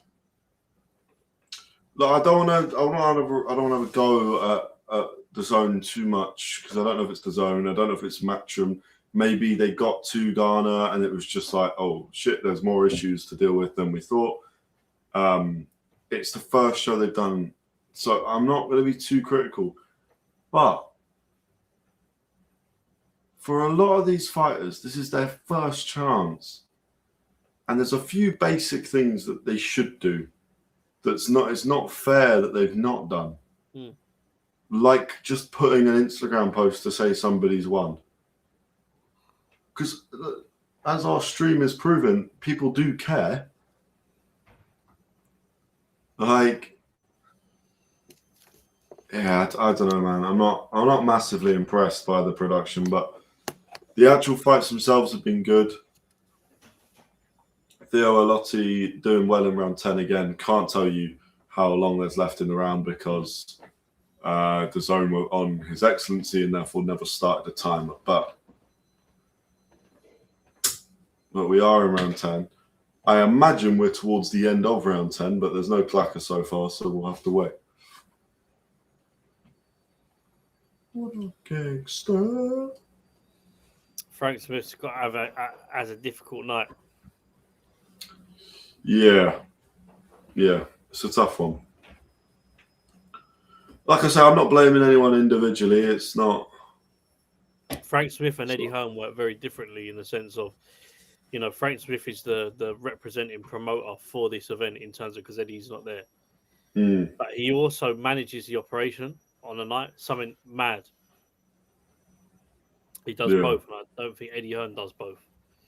Obviously, he's got people doing it, but Frank Smith gets heavily involved in the operation on the night. Like, if something goes wrong, he'll be the first one there to try and fix it. Yeah. Father and son are ringside.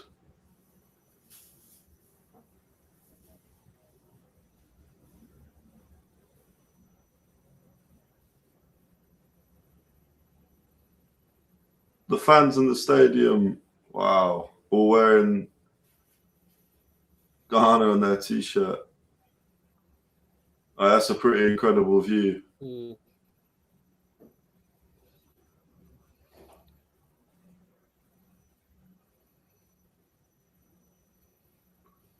I imagine the atmosphere is very, very good there.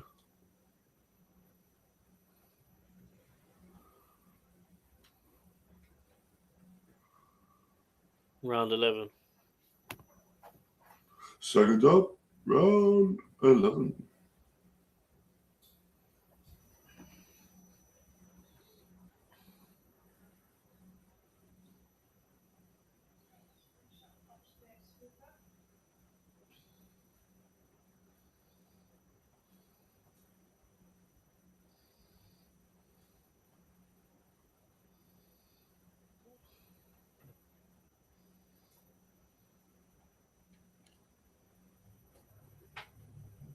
Interesting.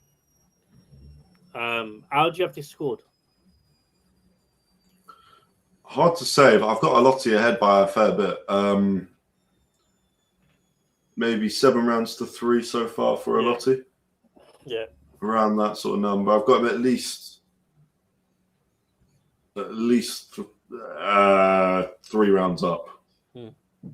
I'd be okay with 6-4, but I think I'd be going 7-3. For me, Raquinel's not done too much in the last few rounds, or at least not done enough to impress.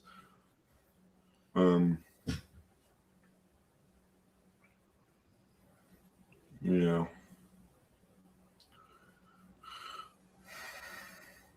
He is having a better start to this round here, though. Allotey just needs to get back behind his work. Oh, good shot. Oh, I thought I put him down. Good shot as Raquinel came in there. Allotey just landed a nice shot to the body. Good stuff.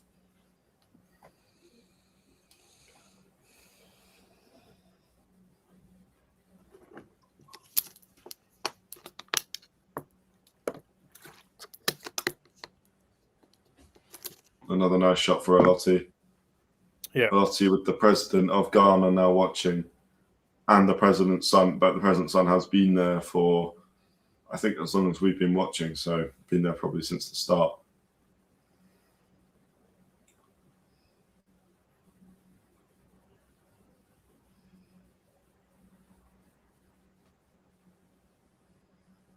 Interesting. Hmm. It's filling up now. I do like the layout. It's a great place to fight. Something about fighting outside as well. Yeah, I like it. I do like. This is what I'm saying. The actual. This is why my head's struggling a little bit. Is I would understand if they had problems with, getting a ring into the arena, or just stuff that you wouldn't know until you got there, kind of thing. But they're having issues with the actual broadcast, and not the quality. The quality's not dropped once. They're having issues with the basic stuff.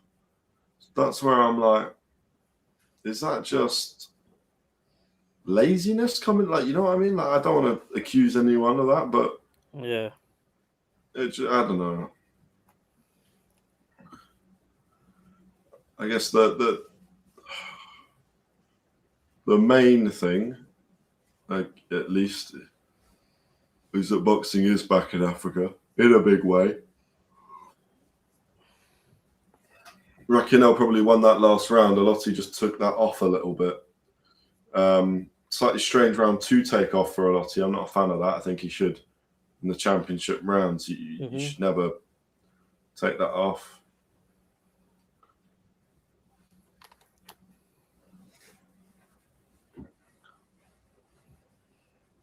Here we go, round 12.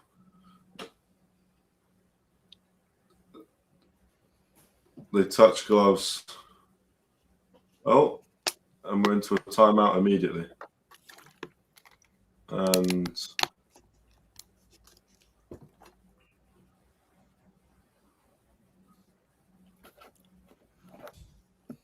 Allotey's got around 8 people in his corner. Wow. Mental. Currently, Raquinel is just getting his glove retaped.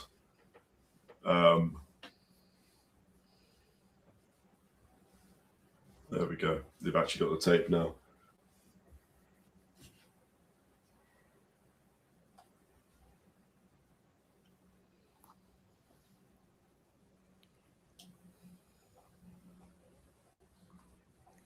Yeah. I like Denzel, you know.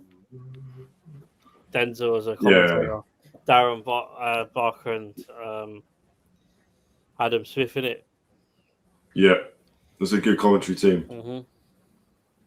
Much better than the shit of America that we get sometimes that do my head in. No, they got one good. They got one good commentator who was an ex-professional fighter.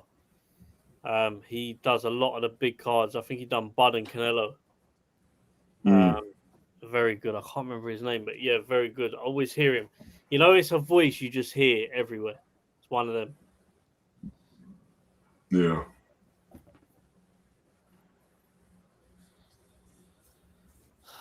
Allotey's got to win this.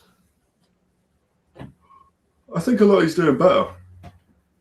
I do think Raquinel won that. He spun him like a ballerina there. And now Allotey's gloves need retaping. The second time this fight. Could be a lot of reasons behind that. What do you reckon the temperature's like in Ghana at the moment? Don't know if that would come into it too much, but you never know. 28 degrees currently. Wow, fighting in 28 degrees. I'll tell you what, Craig Richards could struggle with that. Dan Azeez has been fighting in Africa. It will have cooling down a little bit by the time we get to. By the time we get there, but still. Yeah.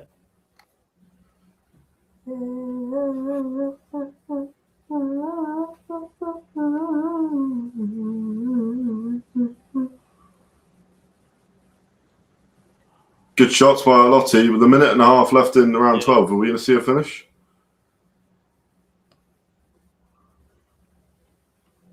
Oh, huge shot. He's hurt him. Raquinel on wobbly legs. A minute left in the round. Is Allotey going to be able to put him down? He's being patient at the moment. He's closing the ring down. Allotey's a good fighter. A very, very good fighter. There we go. 50 seconds left in the fight. Raquinel throwing out the jab, but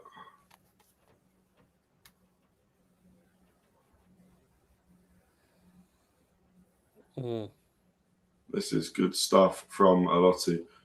Like I say, will he be able to just get a couple more punches in and get this fight won?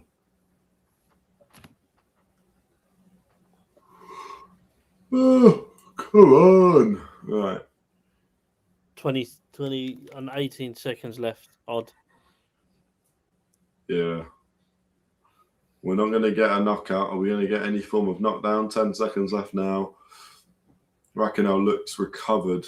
You've got to admire the fact he's been able to. Theo Allotey It's definitely won this fight for me. I don't think there's any real room That's for... surely...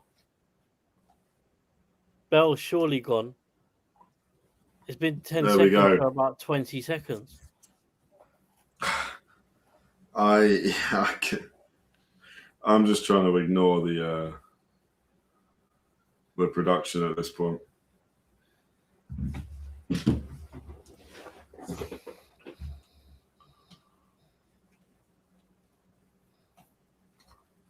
Tell you what, I'm going to be back in just a second. No, do you know what? Actually, I'll stay. I'll hold my wee, and we'll watch. We'll find out. No, bro, I need to see who wins. I need to see who wins. You could probably get it done by the time they come back. You have to wait a minute.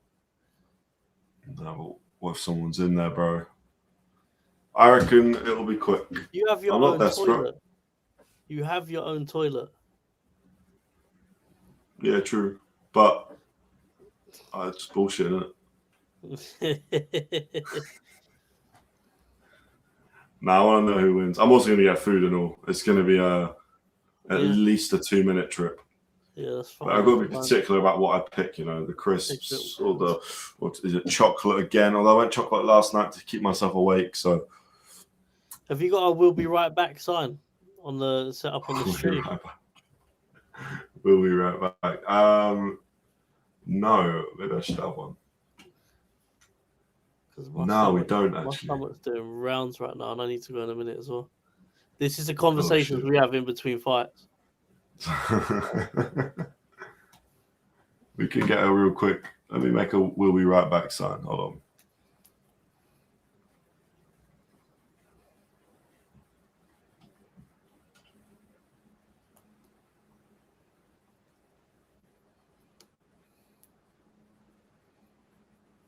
Oh, Darren Barker's microphone's now just gone.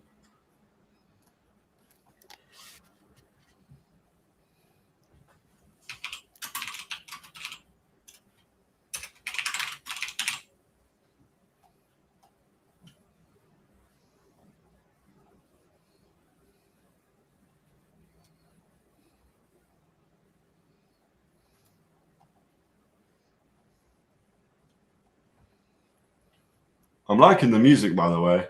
Yeah.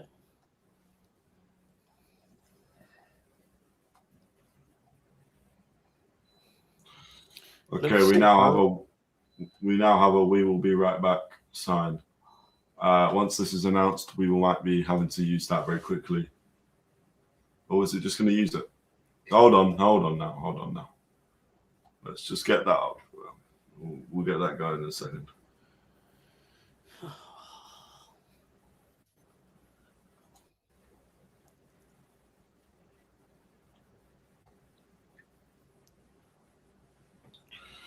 Okay.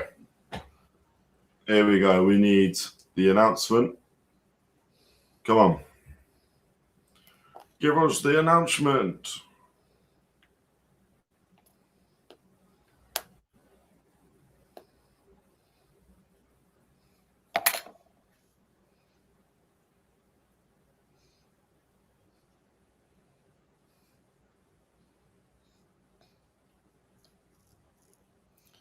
Interesting.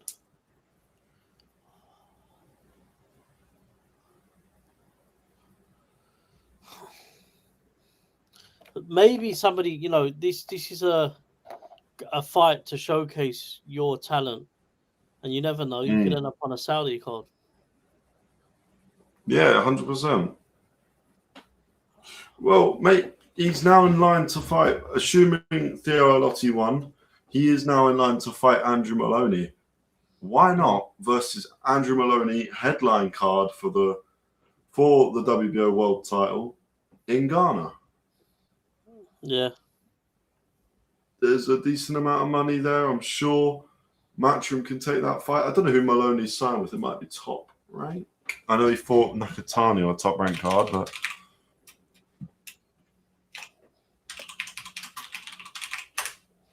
Andrew Maloney.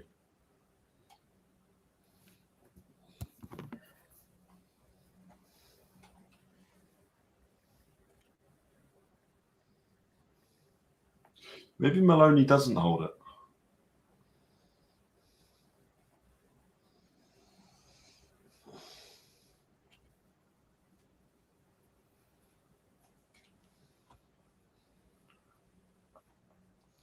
What a view. What a view. Look at that. It's an incredible stadium.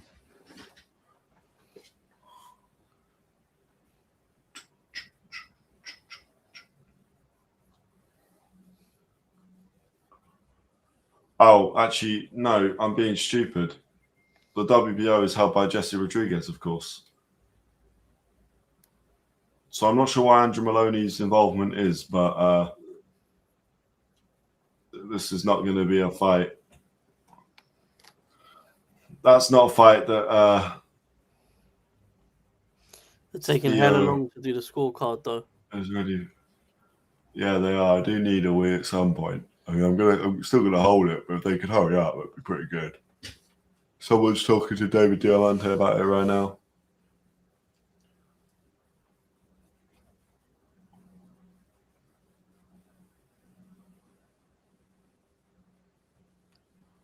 Dun, dun, dun, dun, dun, dun, dun, dun, dun, dun, dun, dun, dun, dun, dun, dun.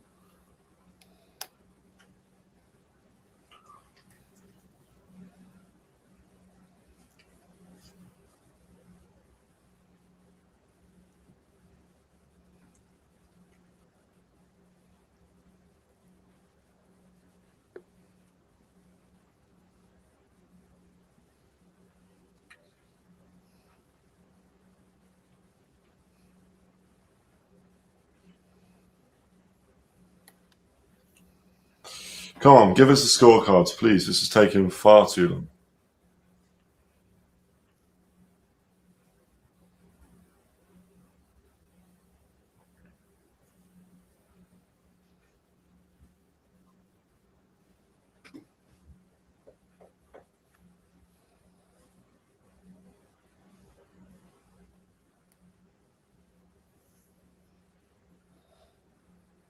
This is taking way too long.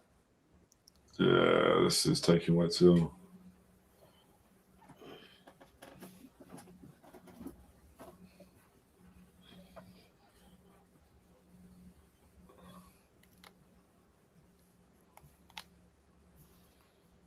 This has taken. Come on. Referee is standing there. Ringar has got the belt in her hands, so hopefully we are now ready for the result.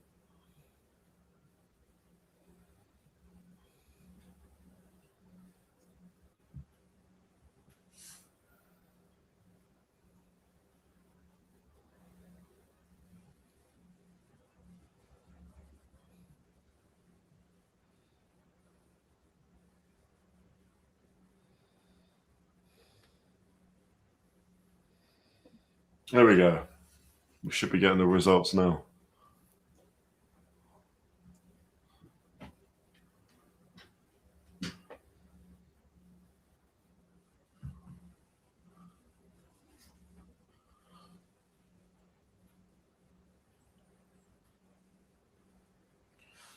Accra. Come on.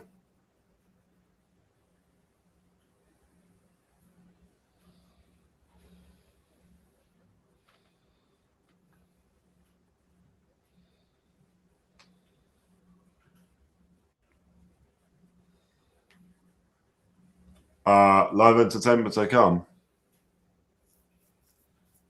I can't be bothered. All right, that's fine. That's okay for the production.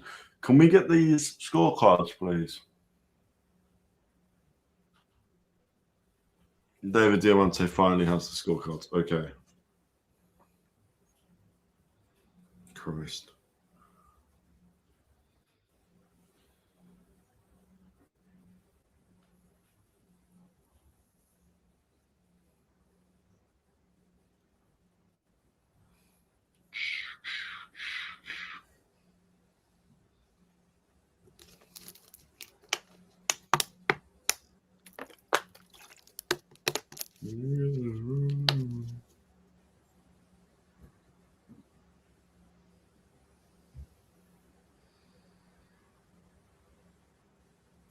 $119, $109, $118, $111, $116, $112. Unanimous decision. Theo Allotey wins by unanimous decision. He moves. Well, he moves up. He moves up in the world. He moves to 13-0. Remains on 10 knockouts. Good fighter. Good fight. Far too long for the scorecards. We are going to take a very quick break because I'm going to get some food and have a wee. So I'm going to stick up the old,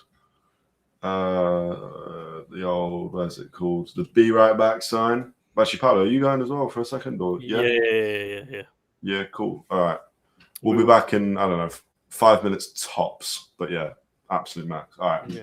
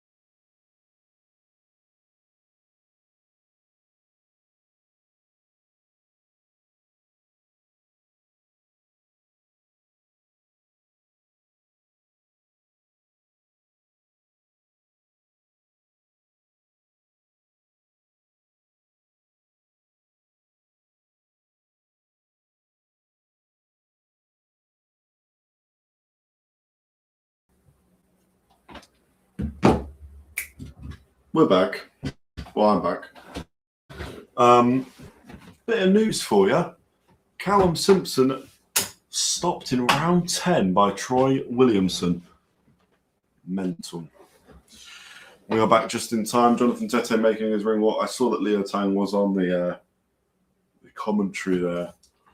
I can't really go with the fact that Callum Simpson lost. Troy Williamson is a good fighter, but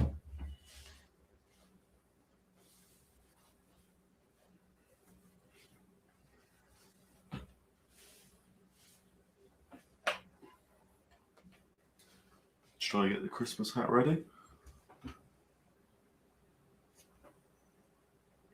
Good win for Troy Williamson. What a fighter. What a fighter.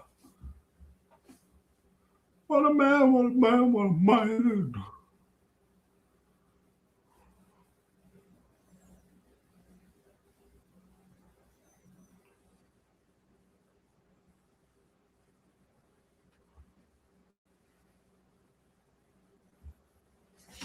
Jonathan Tetteh is making his walk into the ring slowly as well, taking in the atmosphere. Why not? As he should.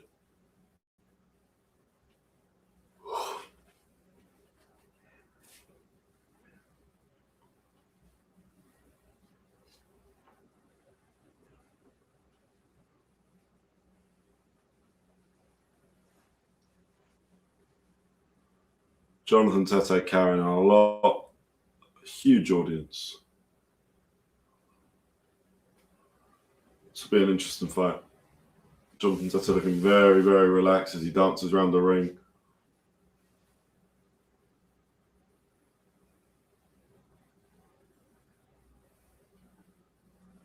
I'm excited. I'm excited.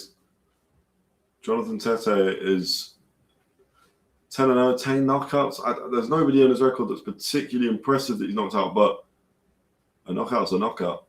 He's done it. So let's see. Let's see exactly what we get with him. I'm just quite excited. I'm just quite excited to watch him fight.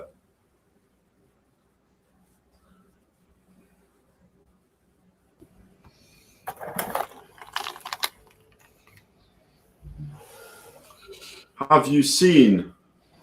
Yes, Troy Williamson has beaten Callum Simpson. Yes, mate. Mental.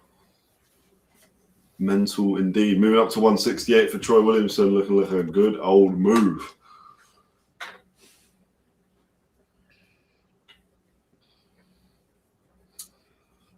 Not the best night for boxer, right? But it's okay. They put a good event on. That's what matters at the end of the day. Troy Williamson's matchroom, isn't it? I don't know if he's signed to anybody. No.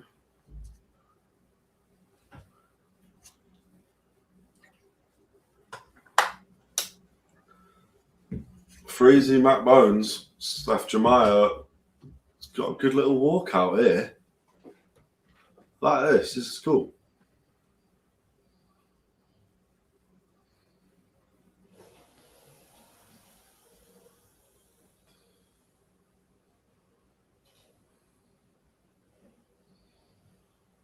Crazy.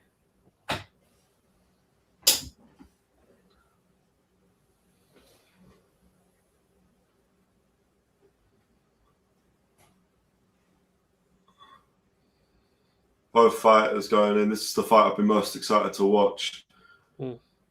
These two. They don't like each other, but both of them danced into the ring. And hopefully...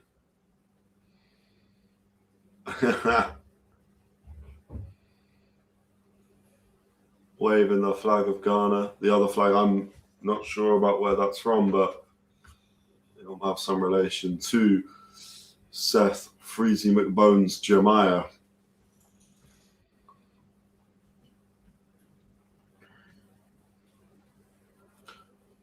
Leo Tang was on the what's it called? The commentary just not too long ago. Saying he's going to be back out hopefully January, February, looking to keep extremely active in 2026. which is good to see. Here we go. I am predicting a knockout on this one. That's bold prediction. Yeah, no, I agree. I think anything. I mean, I can't see this going into points. No. These two go in there to hurt. That's what they do.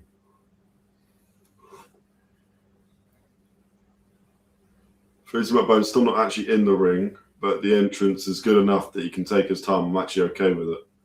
Oh, never mind. He's just ran.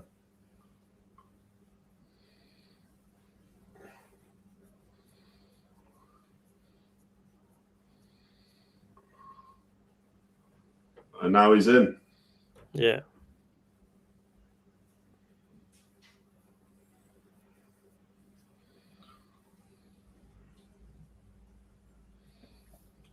Fraser looks ready. Jonathan looks ready. Let's go.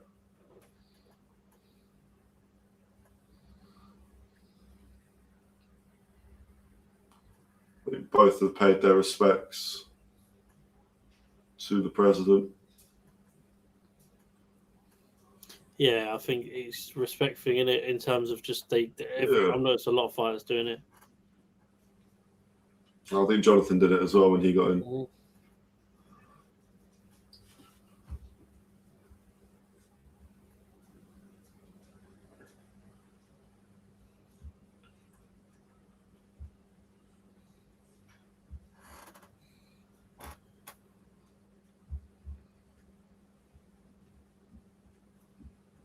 $258 Boxing is Anthony Joshua's management company. Mm-hmm. So he's having an involvement in this. It'd be great to see AJ over in Africa, especially with his selling ability. Anthony Joshua in Nigeria would be seriously, imagine that. It'd be a big stadium they'd have to do it in. True. Just imagine the scenes of Anthony Joshua and say Martin Bakoli, or I mean, Bakoli makes the most sense being from Congo. Hmm. You can have a sort of intercontinental matchup, which I quite like. Or intercontinent, rather, not intercontinental, but... Oh, no, same thing. Anyway. Here we go. The fighters are being announced. We're now on to freezing McBones.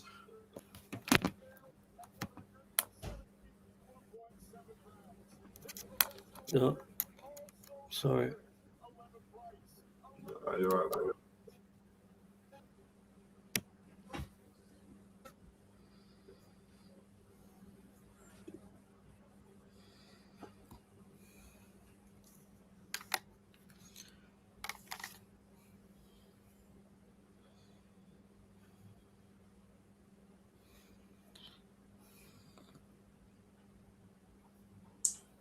Here we go. Here we go.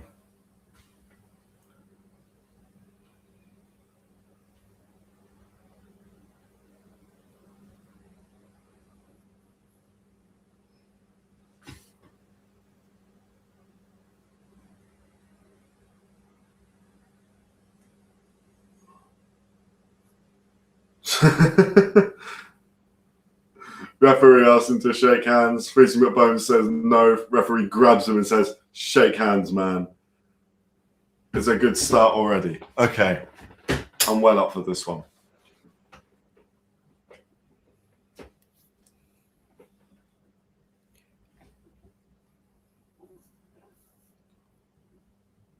Round one, Freezy's swinging already. I don't think this fight's going to go on long, but for a while it does go on, we're going to see something good. The black and green of McBones and the gold and white of Tetteh. What minute are you on? 2:30. I'm on 2:40. I'll go back 10 seconds. That's cool. Wait, I'll let you know when. I'm on 2:35 now. All right, cool. I'm like a second behind, but that's fine.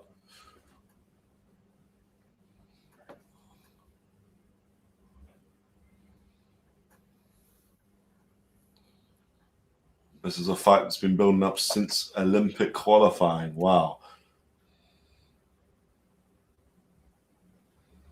Oh, mine's just brilliant. Mine crashed on. Did yours just jump forward? To what? To 150. No. Right, where are you at? I'm at 153. Okay, that's cool. We're about the same then, but yeah, mine just jumped forward there. That was weird.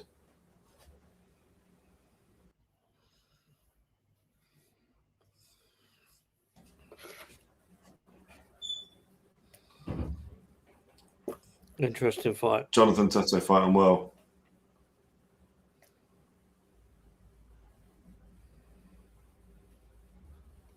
Good stuff from Tetteh.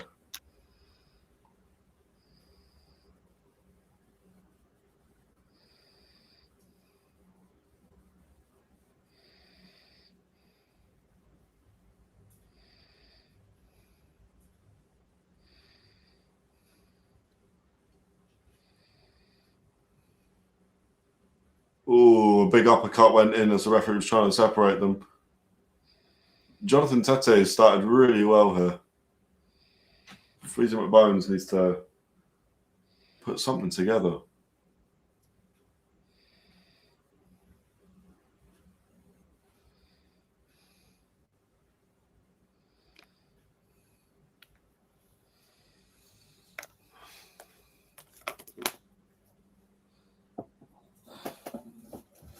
Bones is really trying to look for the knockout.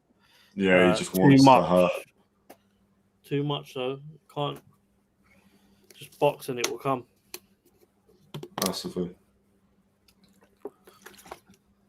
He just needs to relax a bit with 10 seconds, just about 10 seconds left in the first round.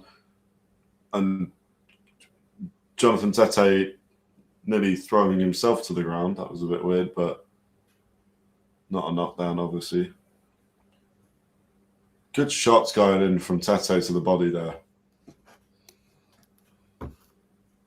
Tetteh's only gone past round 2 once.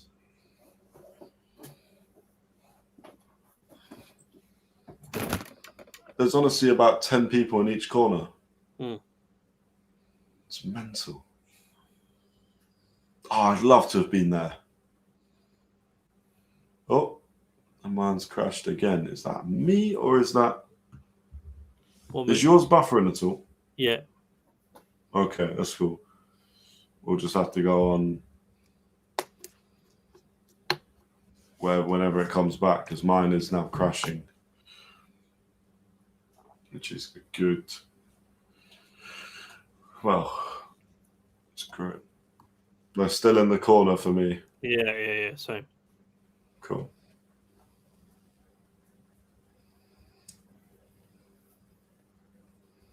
Round 2 starting now. Yeah, literally just started for me, yeah. Cool.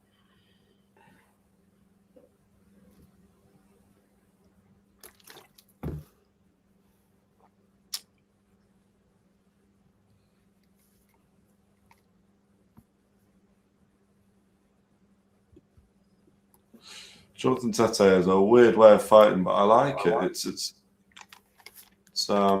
It's unorthodox, but it can work when he's landing. Yeah. Freezing McBones, a wild overhand, but really slow, telegraphed. A lot slower than Tetteh. Yeah, massively. Good body shot by Tetteh.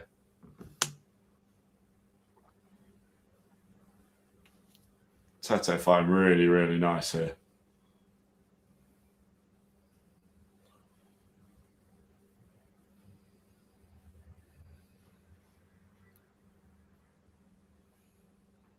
Oh.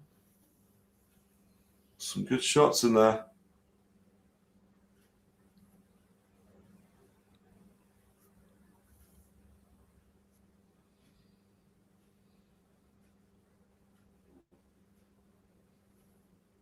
Freezing McBones. Oh, good shots going in. I like how Jonathan Tetteh fights. He's got quick hands. His reactions are good. Throws shots from slightly weird angles, but that's quite good. Your opponents don't see it. His head's always moving as well.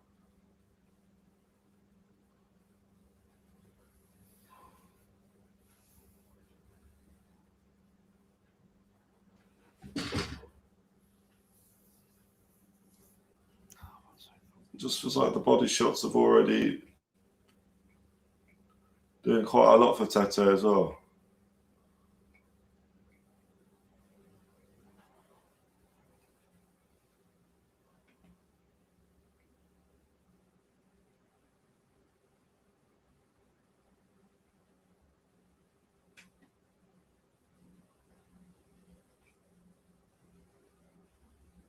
Good stuff from Tetteh. Freezy McBone's trying to box a bit more traditional at the moment. I don't know if that's going to work against the wild approach. Ringside immediately, by the way, immediate ringside is actually just taken up by the corner teams.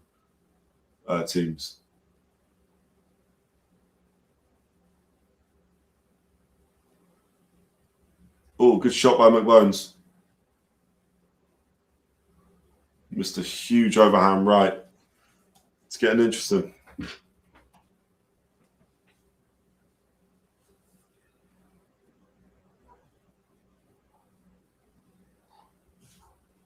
Tetteh struggling at the moment, I think, with the pace a little bit, but not too bad, not too bad. Not too shabby, mate. Shabby Alonso.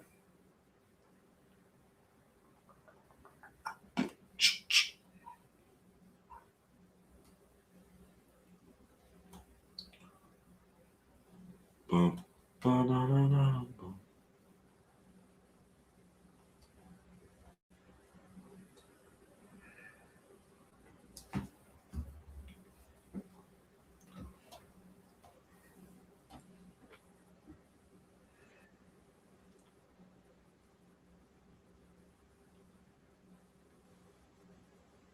Some good fights from Tetteh. Tetteh is breathing heavy in his corner. He does look... It looks like he's got the cardio to keep going, but we are 2 rounds in out of the scheduled 8.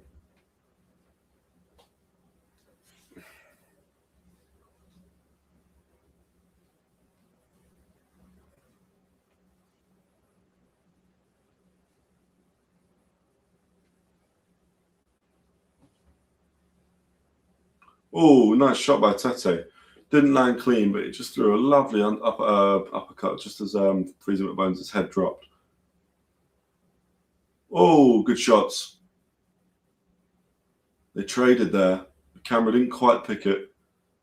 Freezy landed a good left hook as well. Freezy's sort of more passive approach seemingly just starting to work now. Whereas Tetteh...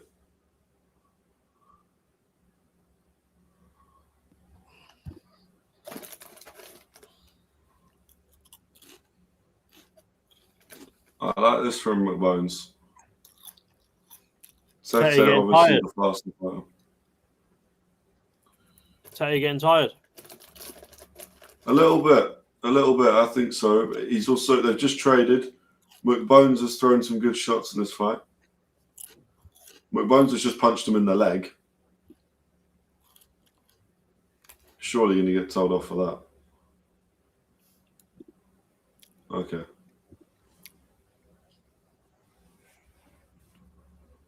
But both traded big punches at the start of this round. We're halfway through round number 3 with 1 minute and 20 odd left. And McBones definitely starting to look fresher. Nice jab by Freezy McBones there. The 36-year-old is 11 years of age. Oh, good body shot by Tetteh.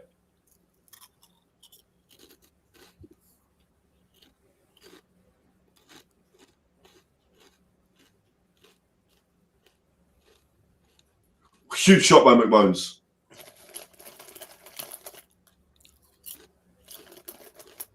Huge shot by Freezy McBones, just landed on Tetteh. That hurt him. 50 seconds left in the round. Tetteh just needs to make sure he gets through this because we know Freezy can finish his dinner. And he won't play with his food either. So let's see.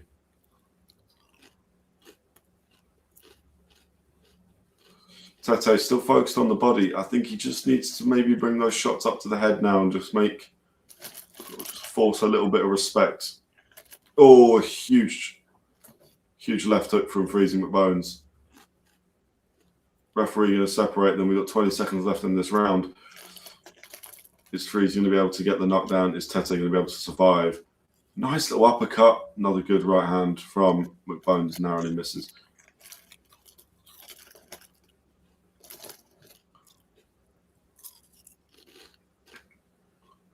Jonathan Tetteh fighting really nice, but he's just getting caught in this round. McBones is a controlled violence. The minute the ref steps in, he stops, but beforehand, he goes crazy. And Freezing McBones just walks him back to the corner and starts talking to him. Crazy. Yeah. Freezy's definitely fighting. He's in a good position at the moment to win this fight. Who'd you listen to in the corners? I don't know, but he's got about 50 options. Both landing huge there. I mean, Freezy definitely landed the bigger right hand. That's a really good round for Freezing McBones, but Jonathan Tetteh just needs to keep the same intensity when he's actually throwing, but beforehand just wants to slow it down a bit and stop being so erratic. Otherwise, he's going to get caught. Round 4 of 8. Referee already just given them a little warning. Freezing McBones, 2 minutes 50 now in this round for Freezy to pick up where he left off, or for Jonathan Tetteh to try and pick up from round 2 where he was. I think fighting well. He's not really struggling still with the power. I think so too. And I think Freezy's all right with the power.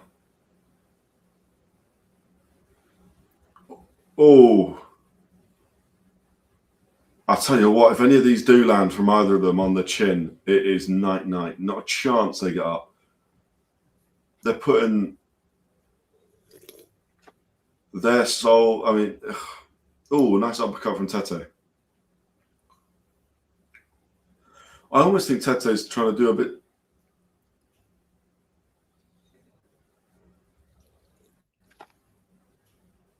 What was that?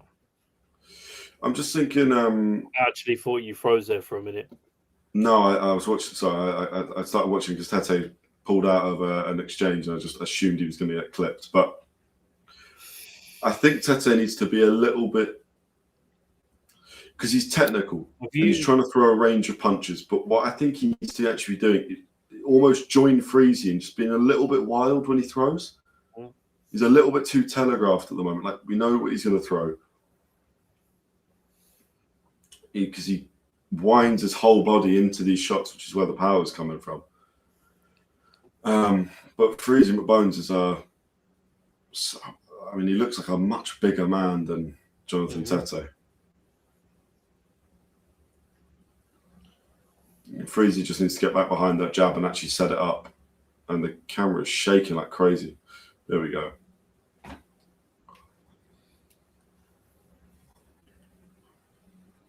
Good fight. Really good fight. Yeah, really interesting. Don't get me wrong. So some of the punches being thrown are being thrown without any regard for technique, but I quite like that sometimes. Time and place for it. I'll tell you what, neither of these want it to go to points, so I feel like it's just going to get more and more violent the longer this goes. 8 rounds, though. Yeah, only the 8 rounds for this one. Good shot by Jonathan Tetteh. That's not back of the head, Freezing McBones complaining, but no chance. That was just behind the ear, but not back of the head. It's a fine line, but it is different. Legal. Yeah, definitely. In a quote from Connor, which reached Badu Jack and his wife. Yeah, that was good. Dirty, oh, man. But legal. Yeah. Boxing lesson. That's the one.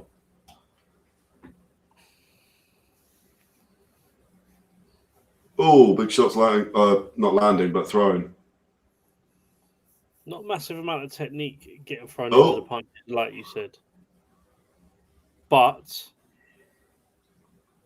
the shots that they're throwing is crazy. Yeah. Yeah. Yeah, they are putting everything into it. And Jonathan Tetteh looks at. Does he know where he is? Like,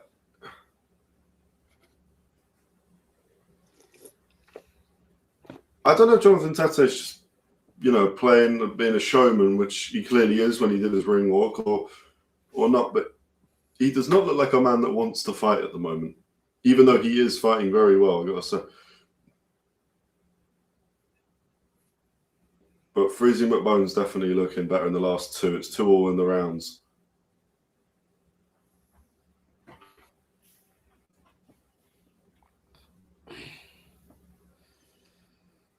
Jonathan Tetteh's corner still in the ring at the start of round 5. And here we go. Round 5 starts, 2 minutes 50. And I mean, they're getting a 10 seconds extra break at the moment, but who cares? The fireworks are going off again.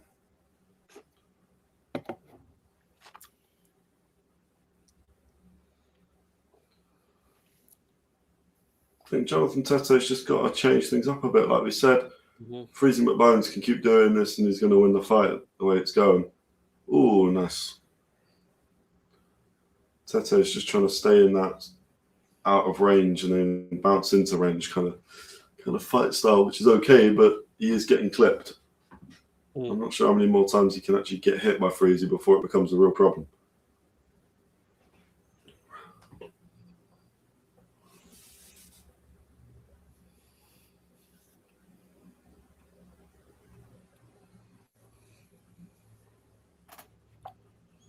Interesting shots from Jonathan Tetteh. Changed the angle, which I did like. He almost slipped up on his own footwork. It's like his brain is going faster than his mind.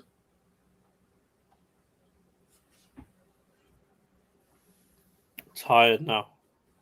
And Freezy not answering at the moment, whereas Jonathan Tetteh actually looking a bit more fresh.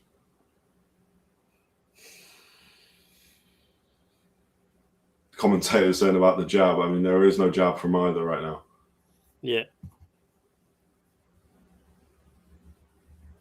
These two are just putting a left hand out there purely to just get themselves in a bit more.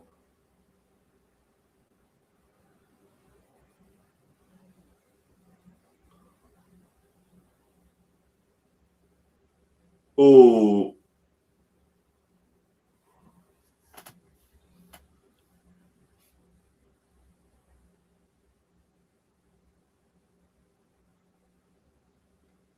Jonathan Tetteh's got a weird way of fighting.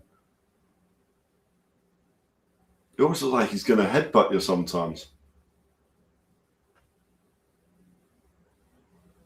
Is he playing possum? I don't know what's going on.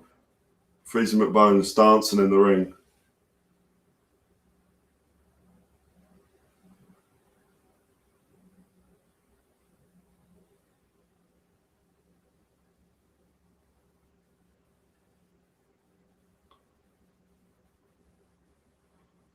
Commentators are exactly right.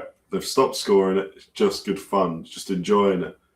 That's all this fight is. There's nothing special going on, but it's just a good fight between two people that hit like a truck.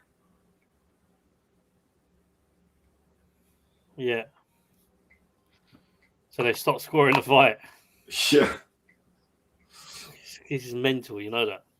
Yeah, they're just watching and they're just enjoying it.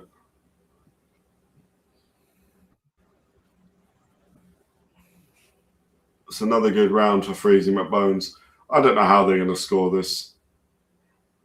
It's going to be purely what you like to watch. If you like aggressive, you probably go Jonathan Tetteh, but also you could go McBones. If you like accuracy, you could go either one as well. So maybe a draw is fair right now, but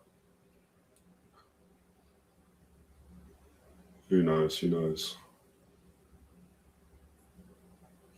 Yeah. I mean, they're fighting with a lot of emotion in there. Definitely less skill, but definitely.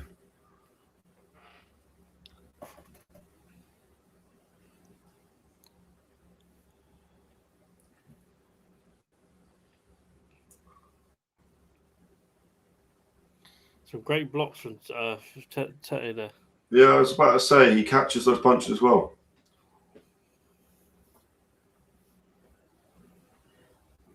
There we go, round 6. Once again, we start at 2:50 instead of 3 minutes, but who cares? It's okay.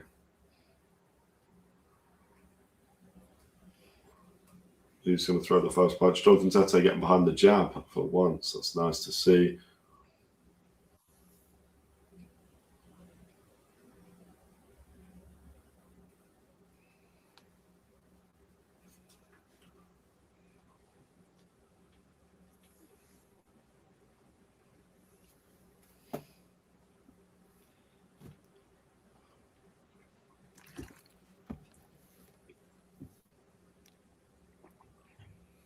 Yeah. I mean, if you had to score this, which way would you go? I'd go Freezy. I think I'd have Freezy McBones up 3 rounds to 2. Yeah. I think he's won the last 3. Jonathan Tetteh won the first 2, but it's been close. I think other than the last round could have gone either way. Yeah. Round 4 could have gone either way as well. So Jonathan Tetteh could actually be winning this by quite a lot. Because the only ones that I'm confident on are the first round that I think Tetteh actually won easily. Yeah. From round 2 onwards, it's whatever you like to watch. I'd be surprised if this doesn't end in some form of like knockout, knockdown, but they're both taking punches well at the moment, though. Yeah. Minute left in the round. Tetteh's got a very unorthodox style. Massively.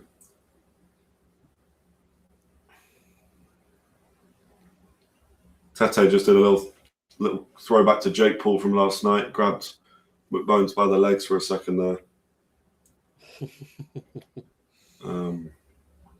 Unfortunately, Jake Paul thought he'd started his MMA career early against Anthony Joshua. I think Tetteh, by the way, is the better fighter here. It's just whether or not he can withstand, because Freezy McBones does have stupid power. He is a lot bigger.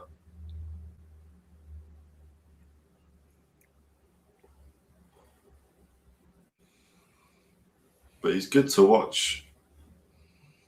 Oh, he might be going there. There's a nice one that landed there from Freezy McBones.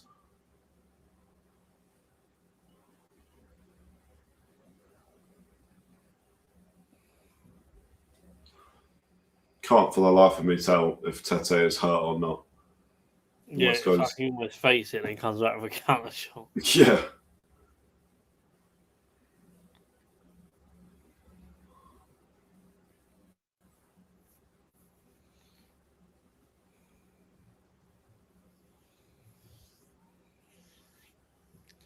When are you going to start deducting points for hugging, though? Because it's happening too much. I don't think they will, to be fair, mate. I think for a points deduction, you're going to have to do a whole lot. I don't think it's going to be for clinch.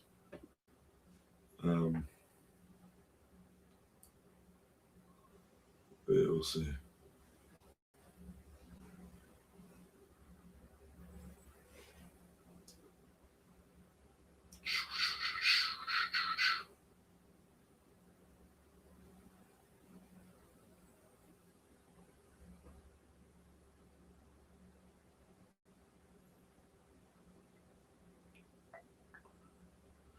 Callum Simpson was ahead on all 3 cards up until that stoppage by Troy Williamson.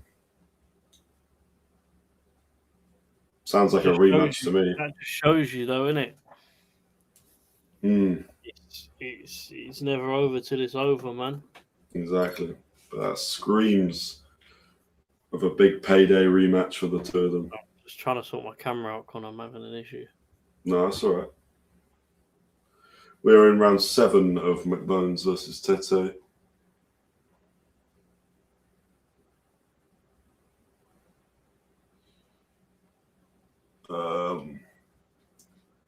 Does anyone know if John Laryea versus Holy Dorgbetor fought?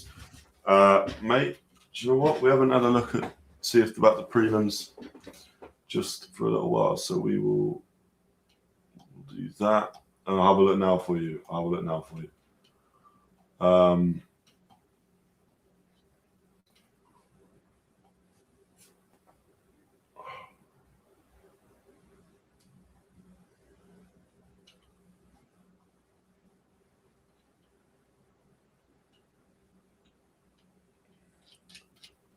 Can't even see your comment anymore. This is a bit weird.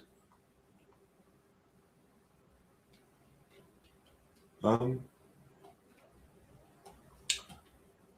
can't see your comment, but I'll have a look anyway and just see if we can find any of the prelims, because it will be interesting just whilst this event's going on at the same time.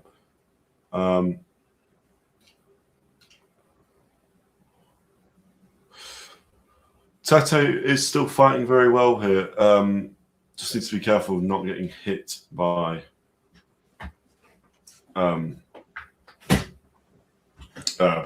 Freezy McBones, who hits like a truck. Tetteh also hits hard though, so it's not like this is a one-way street. This is not boxer versus puncher. This is puncher versus puncher.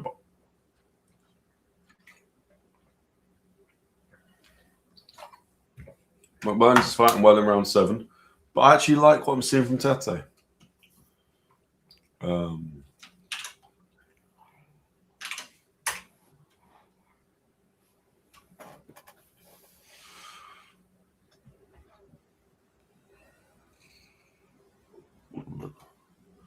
Early Dorgbetor. Let's just have a look.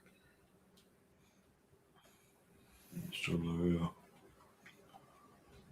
Doesn't look like we've got.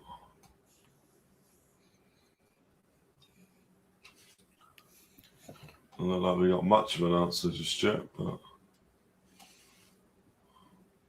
still nothing. Nah, still nothing.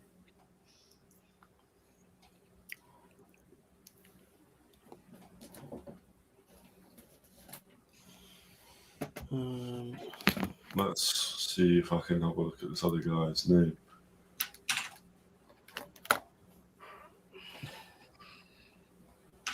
Jonathan Tetteh is struggling. Freezy McBones is breathing very heavy, by the way.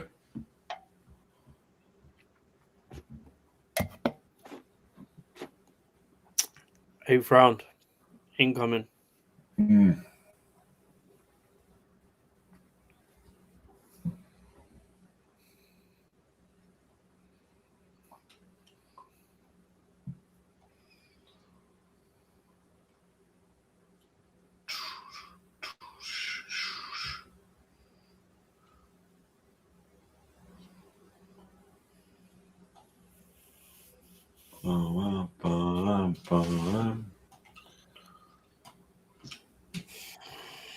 Good co-main this is. Very good co-main event.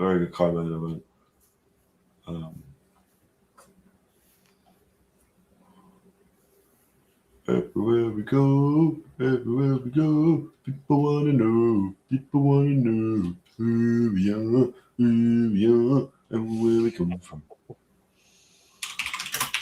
Right, not quite the same song, but it's interesting though, because what they're both doing is they're both tired, but I think they exerted a lot of energy in round 1. Yeah. Round 2, round 3.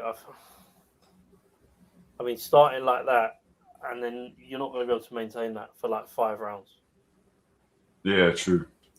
I just thought it'd be easier for me whilst I try and fix this. I can still talk. You just won't be able to see me for a little bit. Yeah, that's all right. The MacBook, most expensive laptop on the planet with the most terrible camera. I nearly swore. No, that's all right, bro.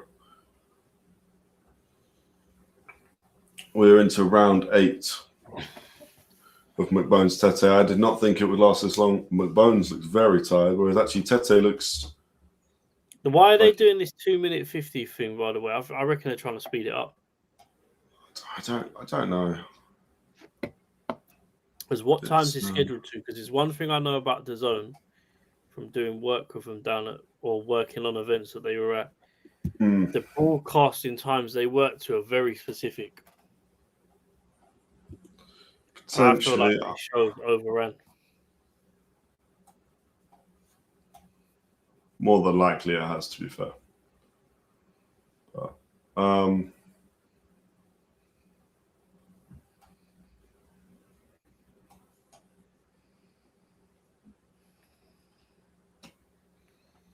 unfortunately, does not look like there is any. Arjun, you'll know the main event. But yeah, I hear it. Yeah.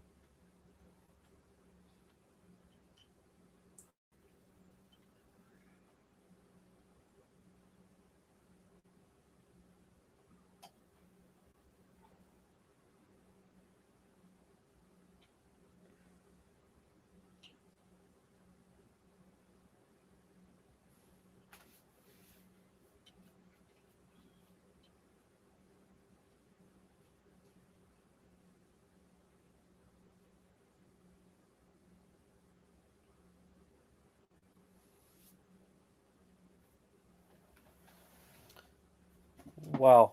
Whoa. Wow.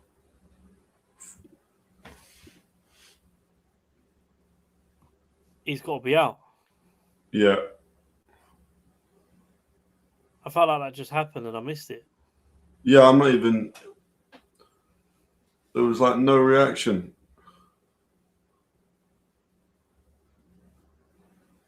He's saying he bit him.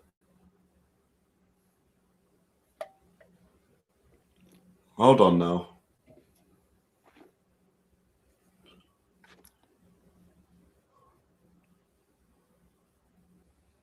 They're saying that Freezing McBones bit Jonathan Tetteh.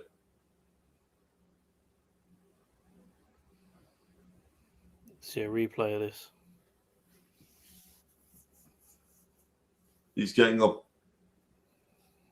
point off for biting Jonathan Tetteh. Mental. Crazy.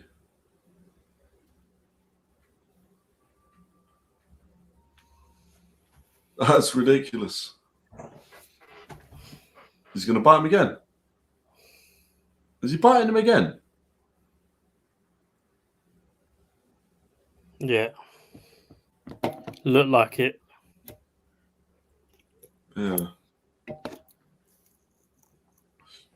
Just to let you know, if you're still here, Laryea versus Dorgbetor was actually cancelled due to organisational circumstances. Not sure why. It's really weird. There was a comment that came up that was about it. Maybe they deleted the comment. I'm not sure. But if you're still here, that fight was cancelled. They're going to start beefing in the ring. They're going to start beefing in the ring. 100%.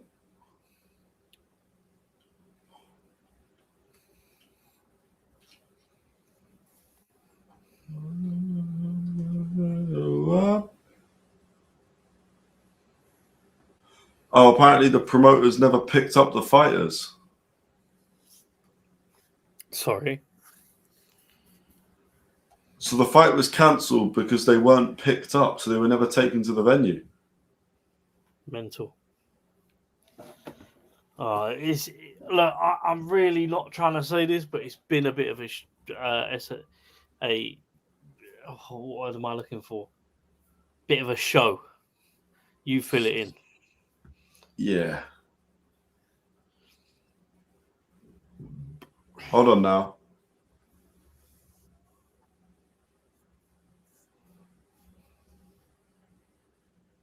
Let's see this again.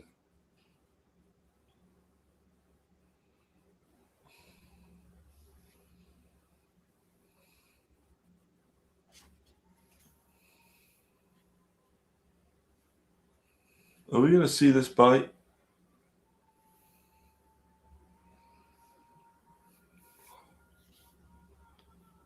I want to see this, what they're calling a bite. So far, we've just seen some very nice replays, but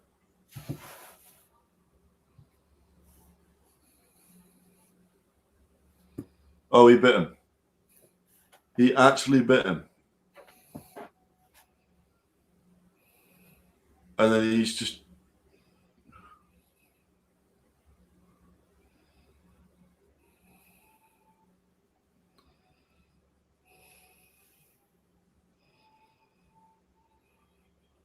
Freezing McBones bit his opponent. That is crazy.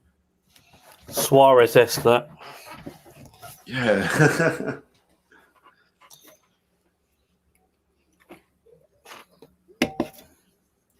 I think Jonathan Tetteh might win this fight because of that.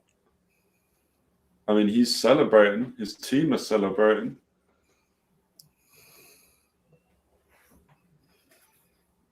I think Freezing McBones is a stupid, stupid man for doing that.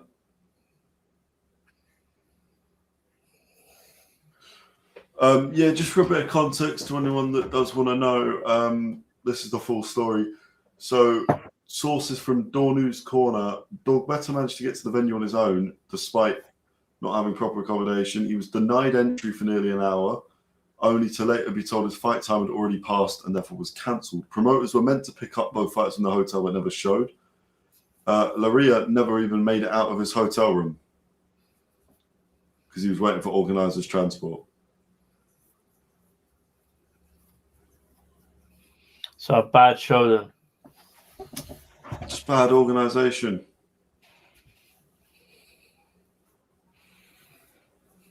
And for those wondering, Jayr Lartey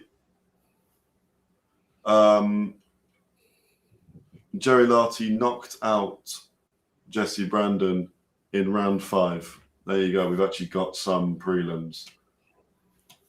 Shout out, because it'd be rude not to, KA Sports on X, Twitter.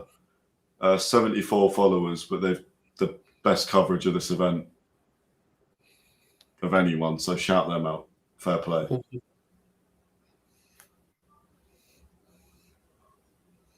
That's mad though. I can't believe that. The fight is gonna get to the venue in time. Is that come? And when we say the promoter, who's the promoter? That's like Frank Smith. I'm gonna guess this is a co-promoted show, but we'll have to have a look. It's a unanimous decision win.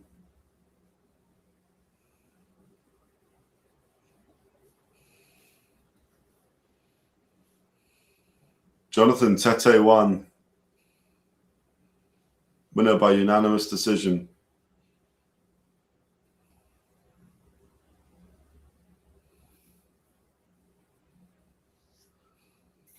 Very wide scorecards, but Freezing McBones bit him, so what do you expect?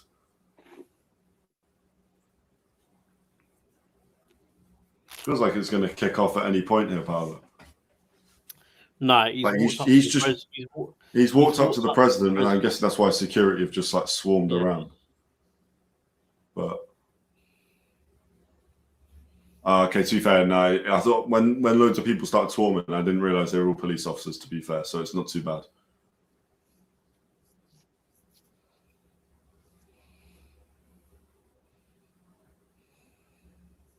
Fair play.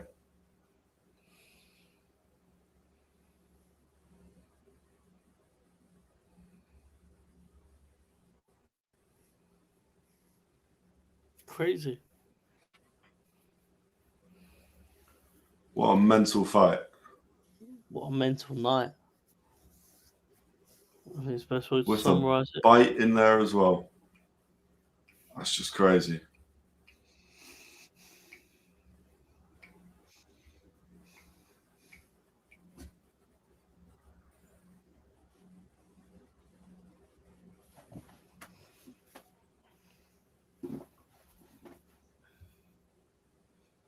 Right, hang on a minute. Before this fight starts, just sort my affairs out, get ready.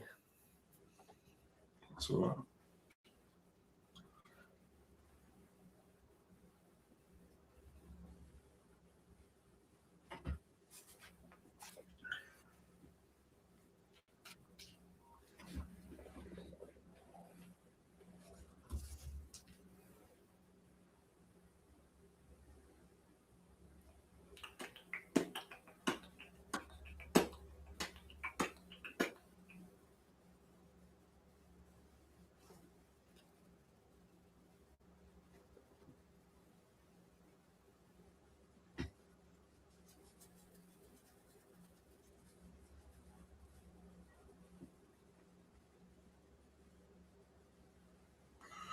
Troy Williamson is a matchroom fighter, I think.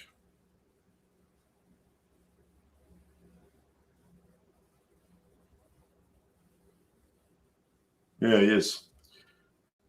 Big day for matchroom. Seth win? No, Seth lost. So Seth Gyimah, Freezing McBones bit Tetteh in the final round. Had a point deducted, and that ended up being fairly crucial in the scorecards, although they were quite wide on two of them anyway. So Tetteh beat Gyimah.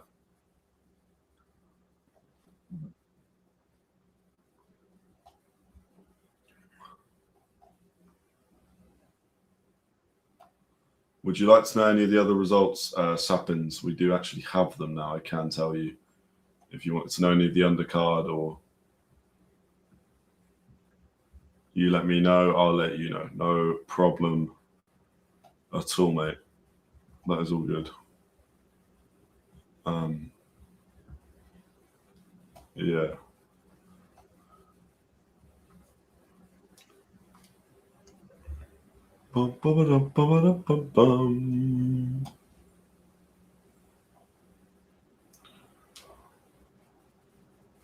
Mental fight, that one, as we head into the main event. And we are 64% think Craig Richards will win, 36% for Dan Azeez in our poll.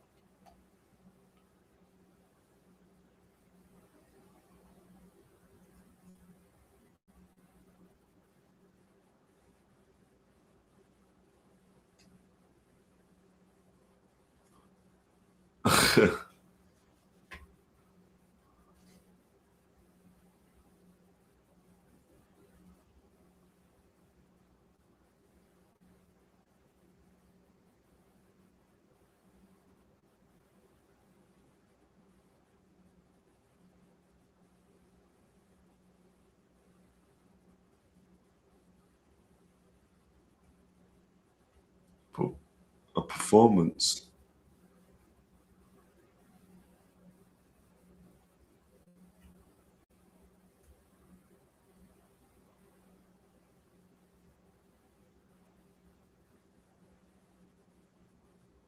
I'm not sure what's about to happen in this one. I think we're getting some live music, maybe some dance. I'm not sure, but that's kind of excited to see.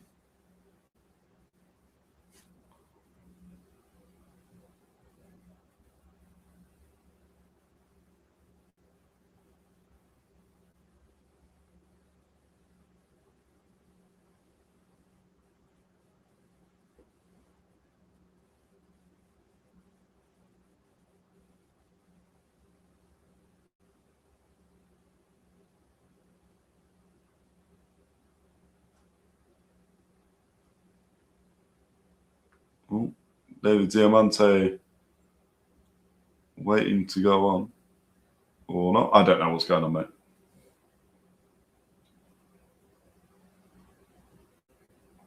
Are you muted? No, you are. Hey, how are you doing? Can you see? I can see your chats, Venter. I can see your chats. No problem.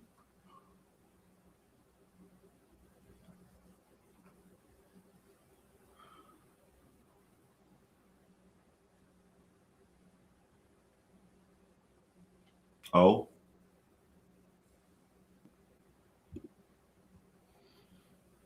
Hey, there's some entertainment going on. We stream predominantly on YouTube.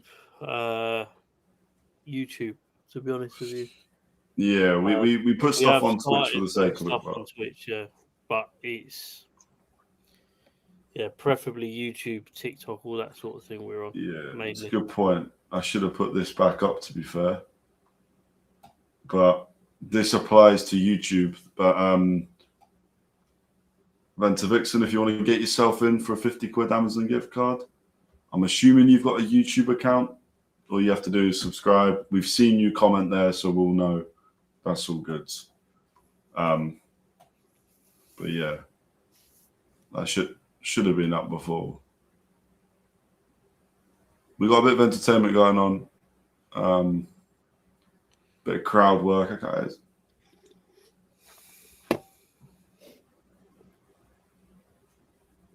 At this point, just get the fight on. Seriously. I create some cool stuff for the streamers, like I do digital stuff. Would you like to see what I draw? I mean, yeah, man. Or sure, but I don't know how we're gonna do that. Yeah, not. You right draw now. boxes? We tell you what. We'll drop our email address into the stream. Yeah, email something over. To be fair, I have Discord. This is a bad idea. I'll leave that to you, Connor. Have me on Discord. Fine. Do you know what? It's on stream. There's not too many people watching. What's the worst that could happen? Misty Snug. Yeah. Sure, man. Vixen. George Foreman. Woo, I got it right. That was in Jayr, though. So I can share my stuff with you there. Okay, no, it's cool. Hugo Ekatike just added you. There we go. Is that your name on Discord? Yeah, bro. Jesus Christ. And then my profile features Stockport County's badge. Anyway. That's mental. Okay, well, I've added you, Misty Snug, so you can... Oh, you've waved at me. Lovely. All right, I'll wave back. But obviously, once the boxing starts, I'm going to close Discord again. So send over the stuff you draw. Oh, okay, cool. So what's the purpose of this stuff? They just like logos or...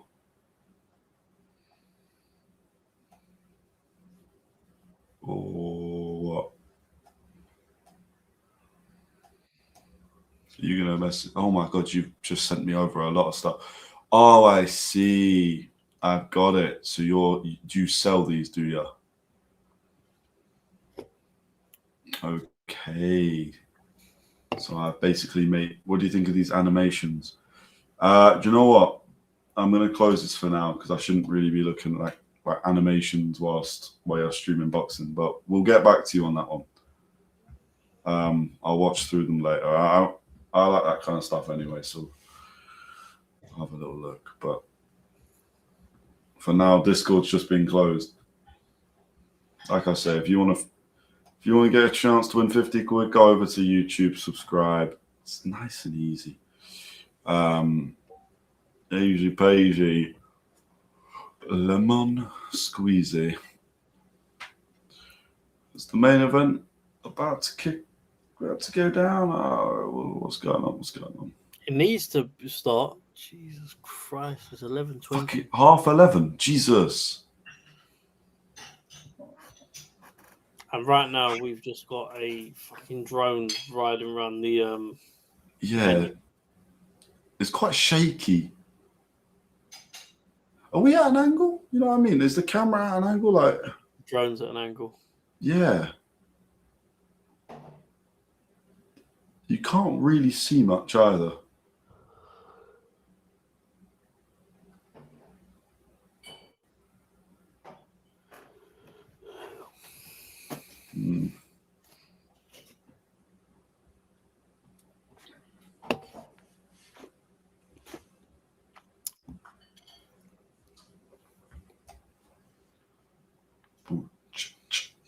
It's mad because when I went to Norway, you weren't allowed to fly drones in Tromsø. It was against the law. Really? It's against the law? Yeah, if you was flying a drone, it would get shot down. Oh wow. Yeah. Welter, the art's good. The art is good, but we'll talk off stream. There's no need to do that on stream. That's it's not very professional. I see. You're selling stuff. Okay, that's good. Problem is, we're kind of all set for that already. So we don't need it. But if you want to do it all for free, then sure. No, we have our logos patterned already and stuff like that. But we're good. We appreciate it. No, it is, yeah. And I respect the hustle as well. Ain't going to be easy going into all of these.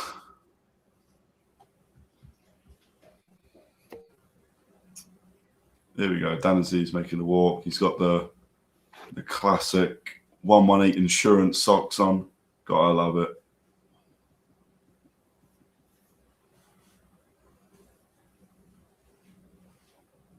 He's ready.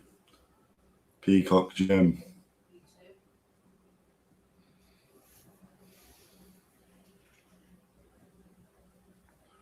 Is he going to start walking?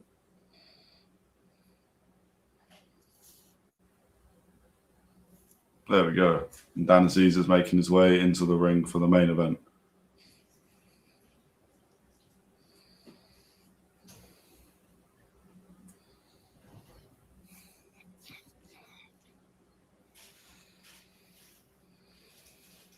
Big main event. Looking forward to this one.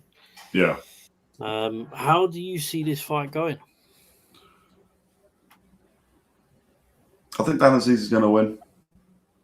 Craig Richards is a very good fighter, but he, through injuries, inactivity, he hasn't gotten much better. I think he was a very good fighter for what he was a few years ago. He got in there with Bivol. Yeah. We kind of knew what was going to happen, but we were maybe hopeful at the time. I mean, I'm a Bivol fan. I know we kind of all are, but, you know, you got to support the Brit. And didn't go his way, but we were like, all right, fine, you know what? Still got to believe that he's going to come back and do better. And since then, it's kind of just been mixed. He has been training well under Tony Sims. There's Danny Glover behind Craig Richards. Yeah, Danny Glover there as well. Danny Glover from DFC. All right. Commentary. All right. He's Craig Richards' cousin, so yeah, and he's his cutman as well. Nice. Mm-hmm.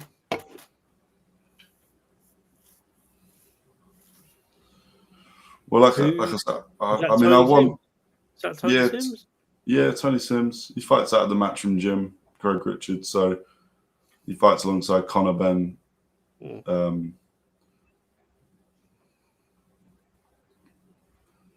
It's Craig Richards has to win this. He cannot lose at his age. I mean, it's a great event. If you're gonna lose and you're gonna bow out in your career, this is the way to do it. But Craig Richards needs this win. Dan Azeez doesn't.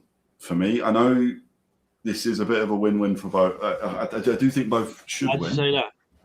But well, for Dan Azeez, I think Dan Azeez lost to Boatsy, and then at that point, it was like Dan Azeez is never going to get to world level.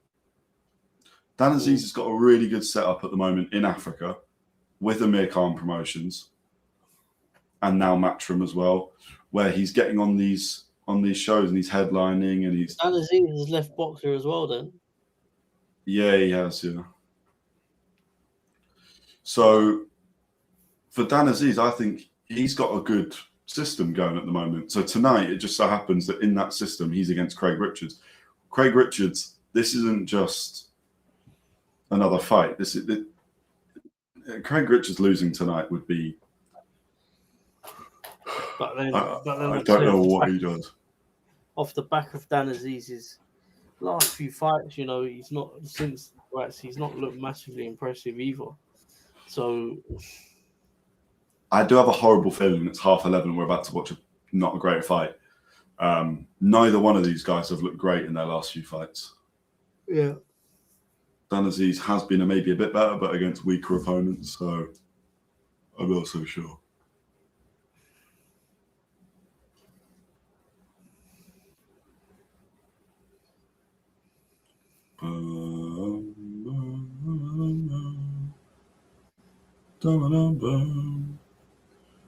For anyone that cares, Tony Ferguson won again. I know he's a UFC legend, so I'll tell the people about that one. Other than that, we're obviously not going to be covering. We're not going to be covering Misfits, but I'm assuming that within the next 10 minutes, Andrew Tate will be fighting.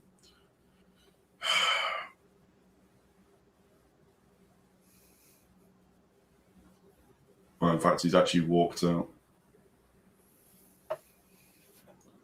The time has come.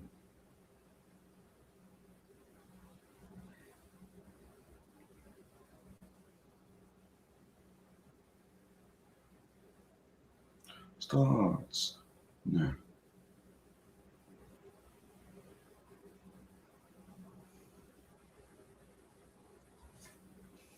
The maroon with white trim.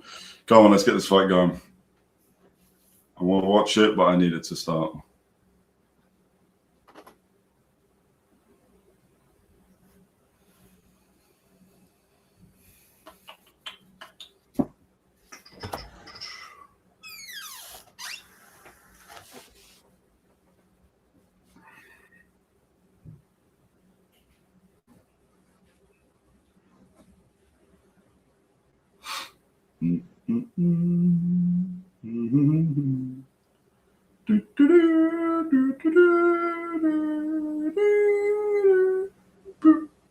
Wasn't it good? Oh, on me. Can be sure. So good, so good, so good. Unfortunately, Dan Azeez, if he wins, where's he go from here? If Dan Azeez wins, he can do what he wants. He can go back to fighting the fights in Africa where he's headlining on the Amir Khan shows. He could probably get himself a contract with Boxer or maybe even get signed by Match. Dan Azeez is a great fighter to have. Like, there's no promoter that wouldn't want him. He'll fight anyone. He's a good gatekeeper because he is of a certain quality that means you've got to be better than... If you're not world level, Dan Azeez will beat you. Yeah. He's the perfect fringe point between world level and very, very good fighter. So for Dan Azeez, I think this is a win-win for him. He's doing what he has been doing, headlining in Africa again, but he's doing it on a bigger card, bigger broadcast, probably therefore getting more money. But again, I don't think it matters for him if he loses or wins. Obviously, for him, he'll want to win. I know that. He's competitive. He's a professional. But here we go. We're in round one of the main event of the evening. Craig Richards versus Dan Azeez in Accra, Ghana. Round 1 of 12. It's going to be a tough fight for both.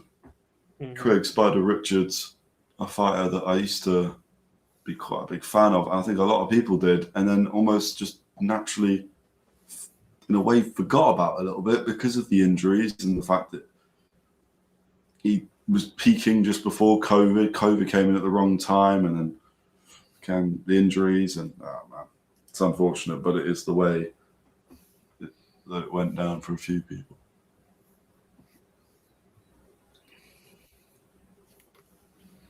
Yeah.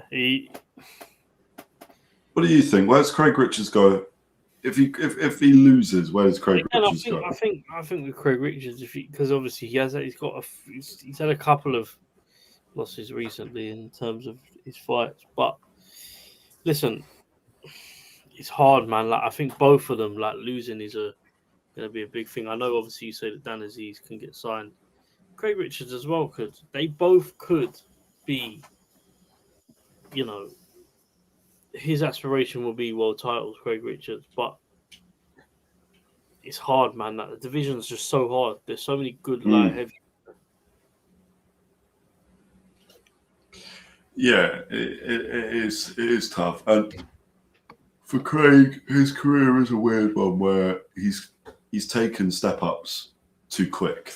That's 3 of his losses are taking a step up too quick. Bivol on short notice. Boatsy in 2022 was the eliminator for the WBA light heavyweight title. He lost earlier in his career for the British title. maybe that wasn't a step up necessarily, but he went in there as sort of 8-0, 9-0 versus someone with 23 fights experience. Mm-hmm. And his best win at that point was against Alan Higgins, 12-0 for the Southern Area title. Alan Higgins lost to Craig Richards and never fought again, so hard to tell exactly how good he was. So for Craig Richards, it's a weird career because 19-4-1 doesn't sound great, but actually, he's actually all right. Now, the only issue I've got with Denzel Bentley being on commentary is that they are both out of Peacock Gym. Mm-hmm. So there is going to be a bit of bias. So I'm going to have to ignore commentary slightly. Denzel's a fairly honest guy, but it's only natural that you're going to support your own, you know? Good opening round for Dan Azeez. Craig Richards needs to do a little bit more.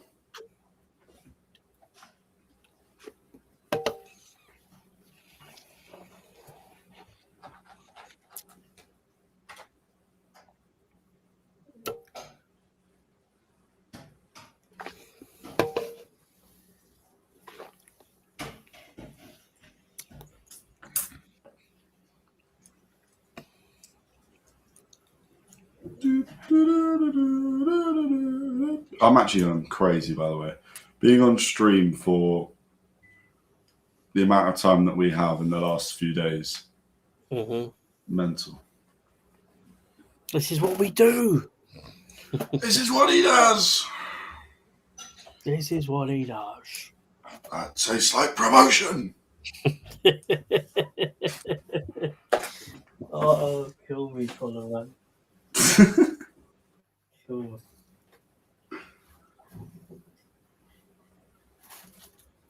Round two's just started.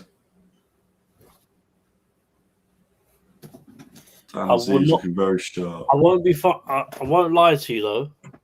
Mm. That meme went all over the world for the right and wrong reasons. If you know, you know.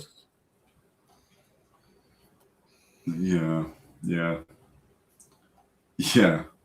There's been some interesting jokes with that memes. Questionable memes. I would like to meet the creator of some of them just so I can get an idea.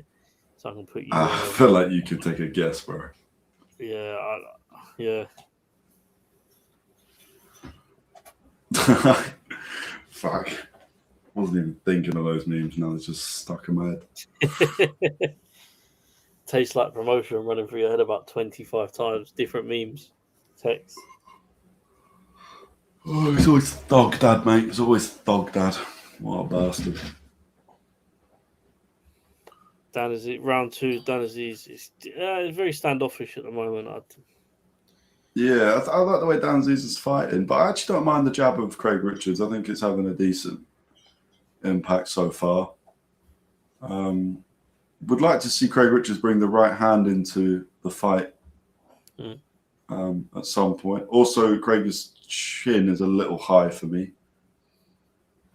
We know Dan Azeez does have a fairly powerful overhand right that no doubt will get thrown at some point. But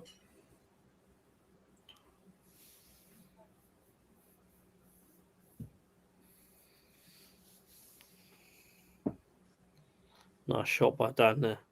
Yeah, really nice.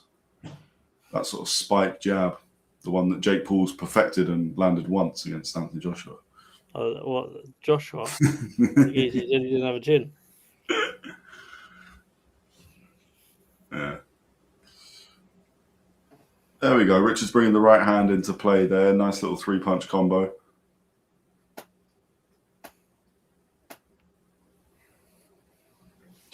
Just want it. Yeah, the commentary's right there. I was about to say, just want Richards to throw that jab out with a little bit more venom. We just can't just shooting it off at the moment, but nothing really behind it. Yeah, but there's nothing behind it. So it's all throwing as just an arm punch. It's not the worst thing in the world sometimes. Just keep your opponent away. But if you don't throw with any venom, there's the overhand right. Nice little body shot from Richards. Seems to have maybe woke him up there. It's a good round 2 from both. Again, I think Azeez won that round, but that is a much better round for Craig Richards as well, who was forcefully woken up.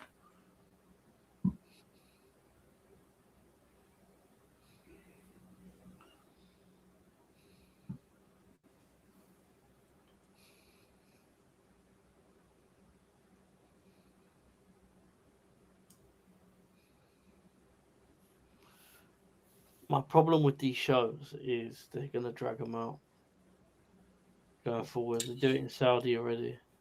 Mm.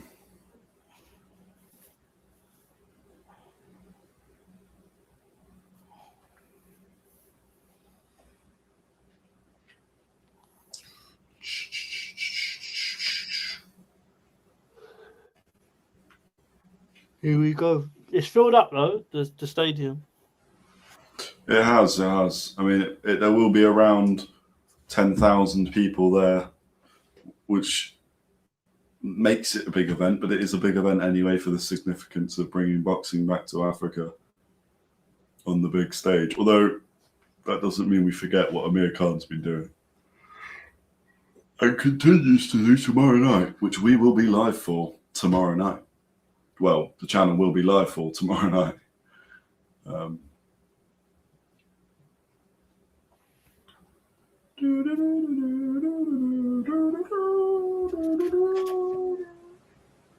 Round 3, 40 seconds in. Still like to just see a bit more behind that jab of Craig Richards. He almost throws it from the side. It's an odd jab, but Dan Azeez seems adapted. Azeez comes in with his head. I like what Richards is actually doing. It's just disrupting the flow of Azeez. I do think Richards should really be going towards the body because the movement of Azeez is horrible to read. He's got good rhythm at the moment. His head's never in one place. His body's not really in one place, but obviously it's easier to hit than the head. There we go. The overhand right again from Azeez. Shoots and misses, and then he throws a nice straight down. I'll pull him in and change the game plan. Yeah. Well, I think it's just basics, isn't it? You got a fighter that's moving around a lot. If the head's not able to be hit, you just go to the body. You got to chop the tree. The jabs to the head I don't mind from Craig Richards, but I think they should be followed up. But he just looks a little bit scared's not the right word, but cautious of what's going to come back.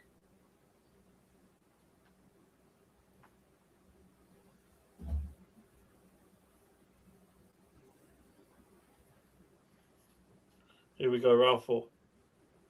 3, sorry. What is round 3 just stopped? Yeah, round 3. I'm 40 seconds away from round 4. Yeah, same as me. Oh, okay, cool. No, I thought it was round 4. Oh, got you. It's nice work from Dan Azeez.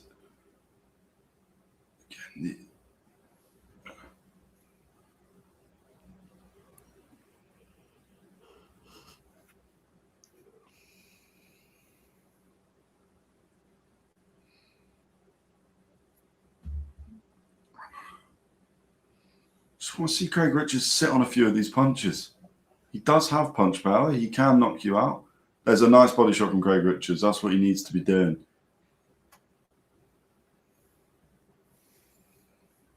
It's nice stuff from Craig. Ooh, nice punch at the end, but I think that's nicked him the round. 2-1 to Craig Richards. You know what? I'll get the actual mic. I'll get my little notepad out on the old computer. And that tastes like promotion. That tastes like promotion. 10-9, 10-9, 9-10. There we go.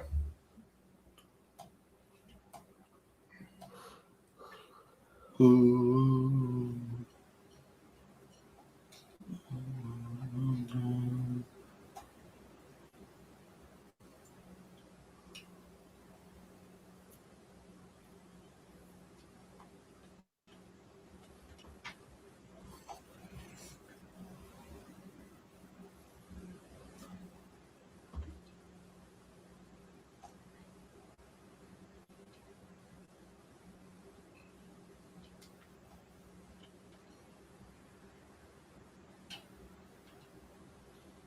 Yeah, round 4 now. Yeah, round 4. A good few rounds from Craig Richards actually. Didn't quite win the second. For me, that he did get the third. So I do think he's not too far away from equaling this out, leveling it up. But you just don't want Dan Azeez getting comfortable, which he does feel like he's slowly getting there. Who win? John Laryea.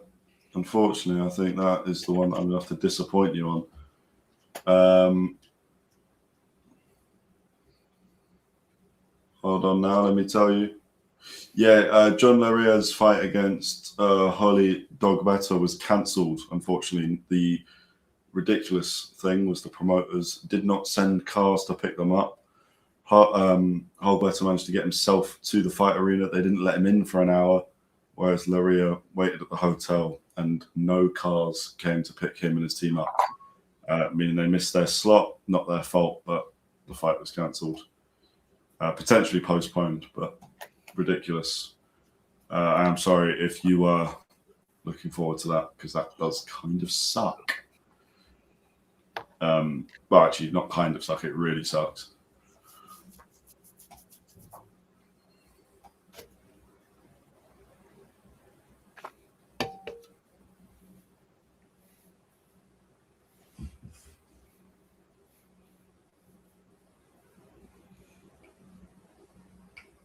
Still a game of chess between these two, I think. It is. I think Dan Azeez is definitely winning that game of chess at the moment. He's having a good round 4 here. A minute left. I just want to see Craig Richards sit down on a few shots. Like I say, he has got punch power. But he's just fighting a little bit almost sloppy. Everything's from the arm. Very little comes from the base when he's throwing it.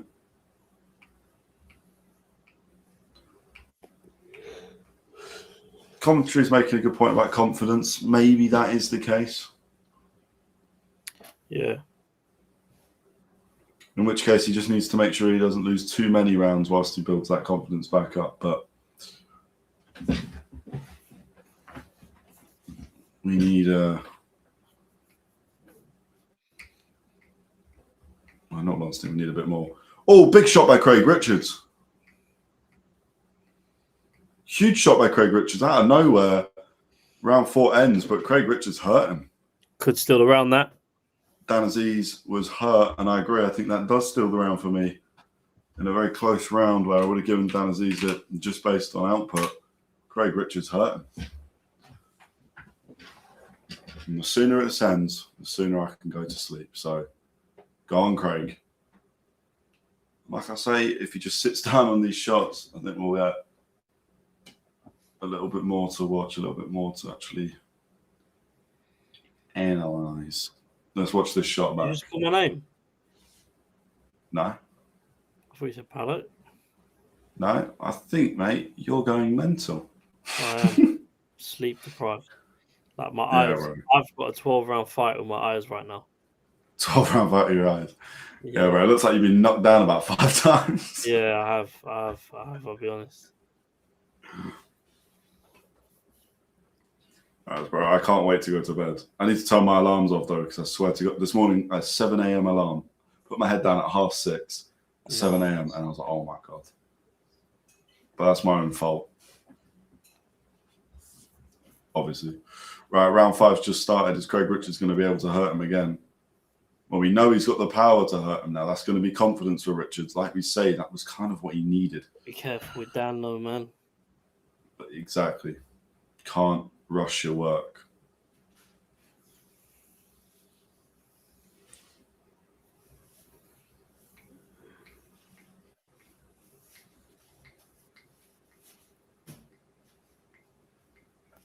Craig Richards is starting to look quite sharp in this fight. Dan Azeez almost looks...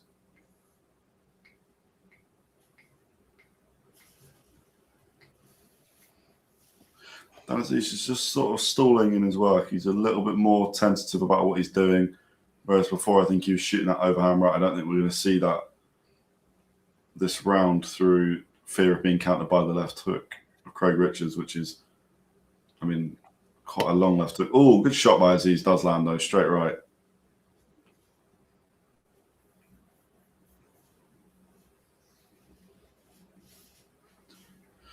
Commentaries, right. I just want to see a little bit more from Craig Richards. A very slow left hook to the body there. Hits more arm than anything else. Nice jabs from Richards. Richards, he's like exponentially quicker. The first punch is, snail's pace. The second punch, a bicycle, and the third, a sports car. So that's a weird description, but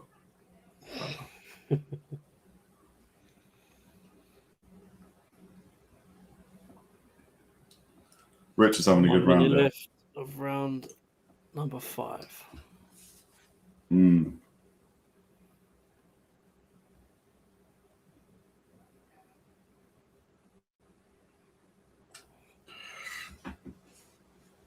Again, Richards just needs to get that.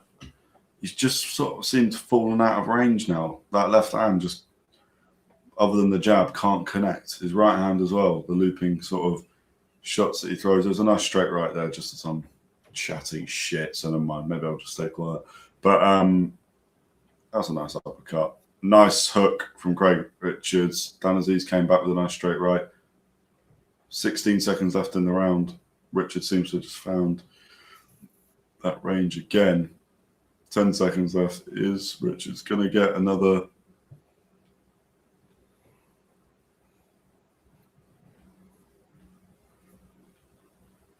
Oh.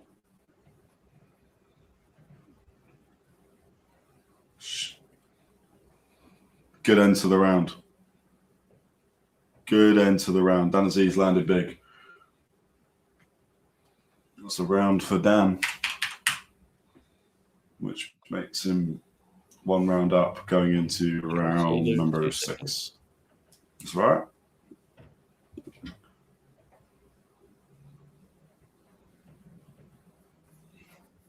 Bro, your eyes are closed. You can go to bed, man. I'm absolutely mashed.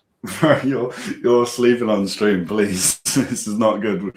These still get that Craig Richards goes and like, I wonder who watched my fight, and he sees that you're just sleeping. Mental.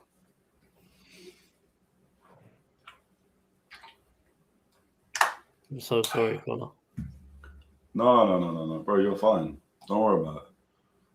I'm only going because I've been drinking beer, and beer just keeps me. I've got a bit of energy still, but you're going to clip that. 1,000,000% you're going to clip that. Oh, what, are you falling asleep? 100%. Yeah. How could I not, bro? That's throw a meme on it. When a fight's so good, you fall asleep.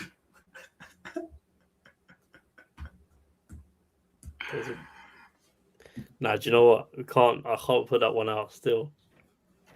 Nah. It's too rude. It's too rude. Nah, it's too close to home. Exactly.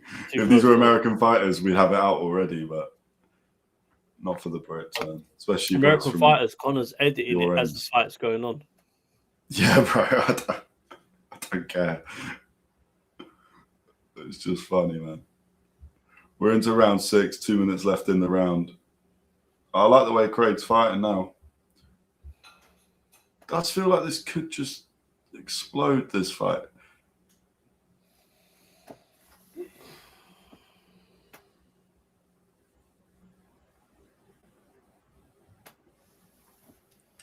Ooh. Dan Azeez lands a nice jab.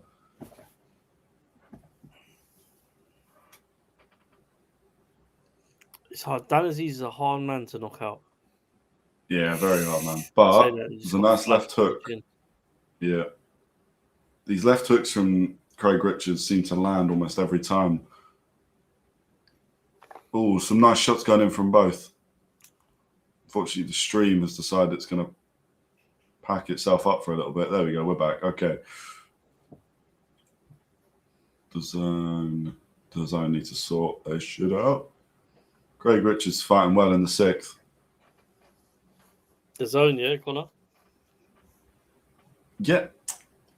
Out of the two of us, let's not, bro. Let's not. Hey, I'm a straight Yeah. citizen. How many pay-per-views have you bought in your life? One Loads. or two? Loads, man. Loads. Every time. Come on, man. I don't do the copyright thing. Amazon Fire Stick mascot over here. Nah, not me. These are good shots by Craig Richards. I don't own one of those, mate. No, you should, man. They're good.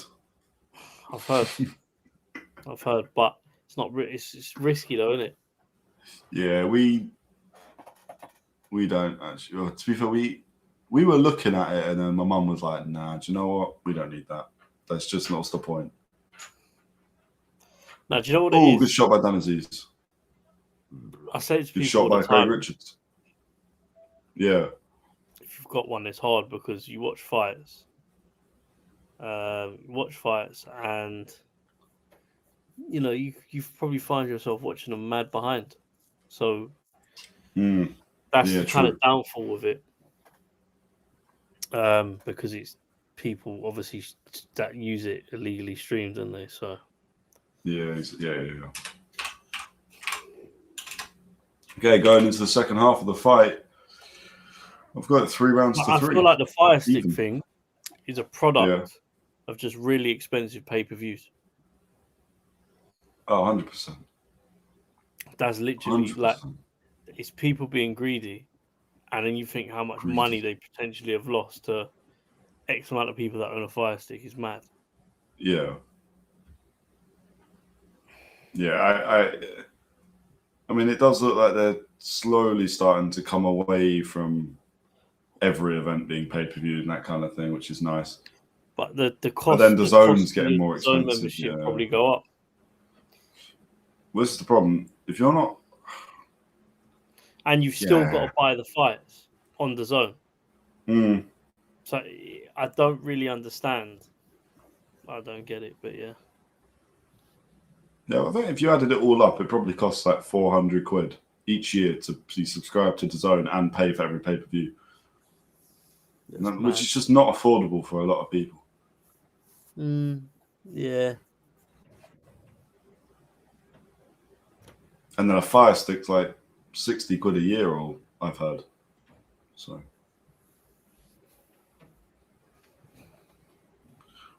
we're into round 7, second half of the fight.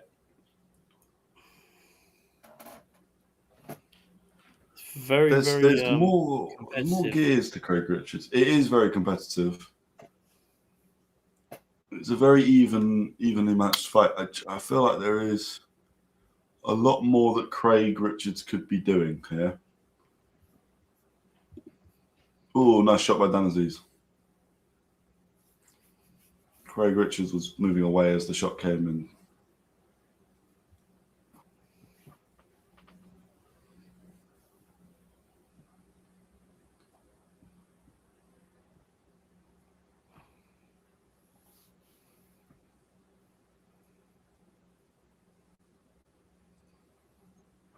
These are good shots from Dan Azeez. He's just won that first half of this round. A minute 30 left. Craig Richards does finish stronger.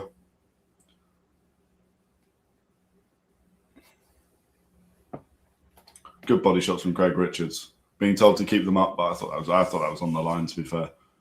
Thought that was all right.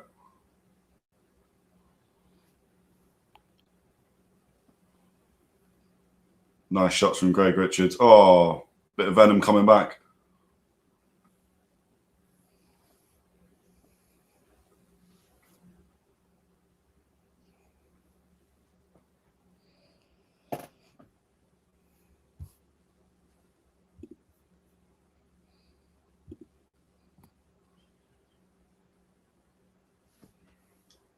This fight needs an injection of pace. These two are a little bit too friendly at the moment. Feels like we're watching a spar, a good spar, a technical spar, but they're sparring.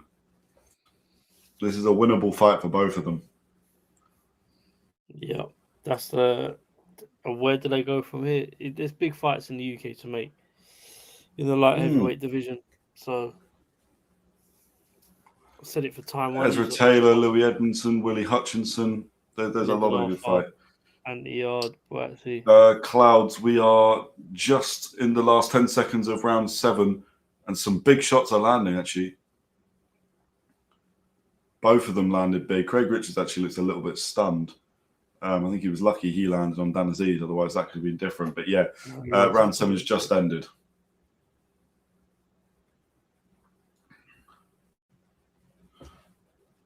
Seconds up, round 7. But I think that's another round for Dan Azeez, that one. That was good stuff from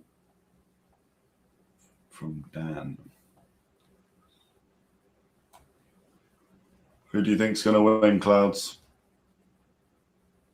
Are you going for Craig Spider Richards or Dan Azeez? Should have said Super Dan Azeez, really. That's my fault.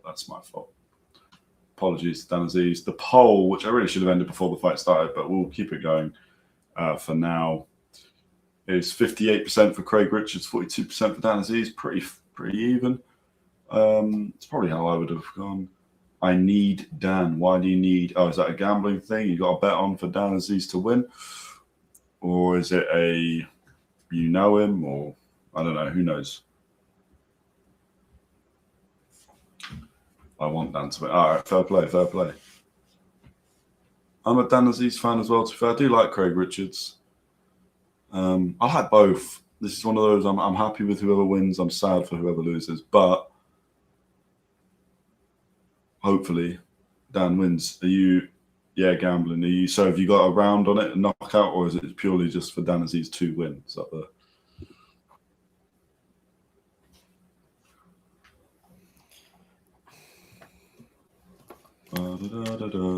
How much money you got on it, Clouds?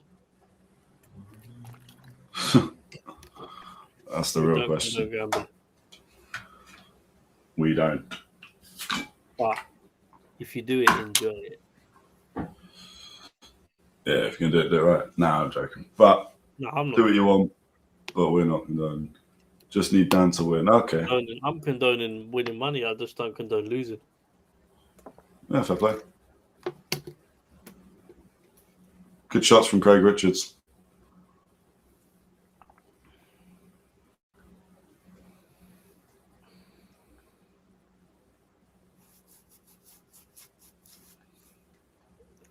Nice shot from Craig Richards.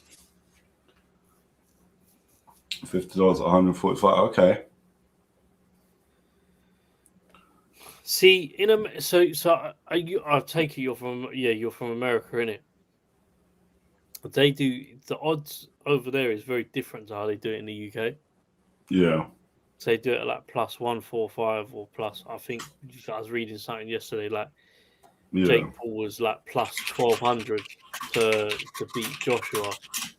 In the UK, it's like 6-1, 7-1, 8-1, 9-1, 10-1, all that sort of thing, or 10, evens, etc. Quite interesting, though.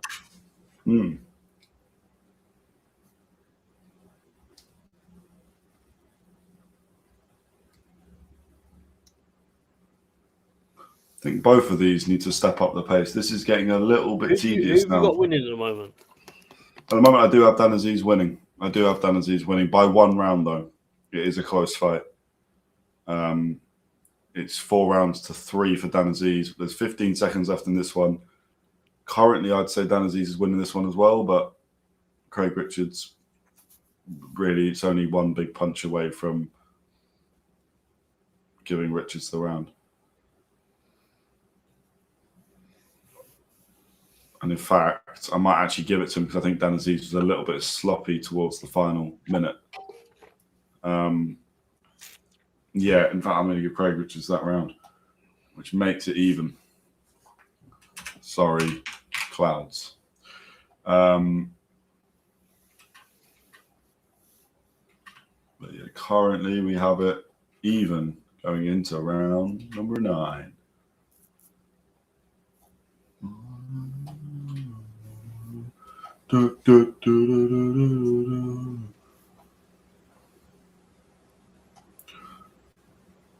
Who's winning? Well, we've got it even. We have it even. Yeah, even. In the main event, 4 rounds to 4, heading into round 9. Who do you want to win? Camille or I'm gonna go Camille. I'm gonna assume your name. I'm gonna call you Cam. Who do you want to win, Cam? Seconds out. Round 9. Round 9's just started. 3 minutes. Of course.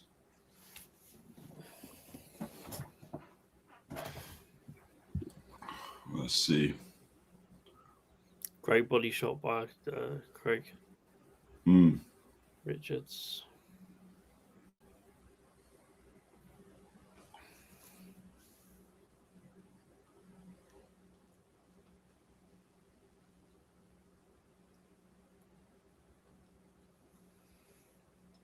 I do think Richards is just stepping up in the last few rounds. Yeah. I think he's just started throwing some of the nicer, cleaner work. Though, man. That takes a lot of shots. Oh, yeah. Pause. There's a shot there that it's a little low from Richards. Ref didn't see it. Azeez not going to plane. But we did see Azeez rocked a little bit towards the end of round 3. I'm sort of surprised that Richards hasn't tried more. Nice uppercut from Craig Richards there. This is much nicer from Craig Richards. The spider is, I don't know, doing something with a web. Just think of a funny pun. Imagine I said it. Spinning a web? Yeah, sure. That's what spiders do, Connor. Yep. Yeah, I might be tired as well, bro. Hmm? I might be tired as well. I'm not gonna lie, my brain's fried. I mean, I'm not falling asleep like certain people, but I'm fried. Only happened once. He turned the camera back on and then he just passed out. It's crazy. You know how mad it is, yeah? Hmm. You know when you're so tired, yeah? The screen hallucinating. Like I think they're throwing something or they've moved across the ring and they haven't. That's how I feel right now. Oh shit. Not hallucinating, that's a bit dramatic, but yeah, no, I know what you mean. Craig Richards having a really good round here.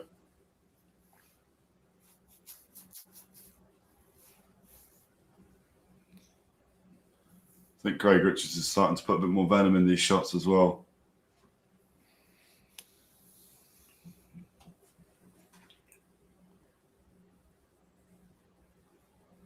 Oh, good shot by Craig Richards. Oh, good shot by Azeez. Good response. But Richards has just moved Azeez back, forced him to stumble back to the ropes, and then Azeez got his feet back under him almost immediately. 20 seconds left. Azeez's head no longer moving. Another nice shot by Craig Richards on the chin, pretty flush. These are good shots by Craig.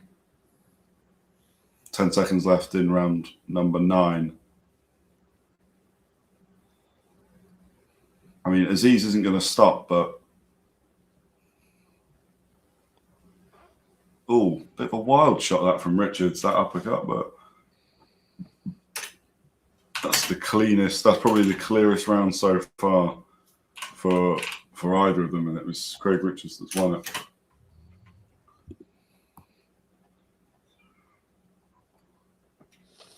Which puts Richards up. Yeah, I've got Craig Richards just up now. Up by a round. And he looks far more comfortable going into the last 3.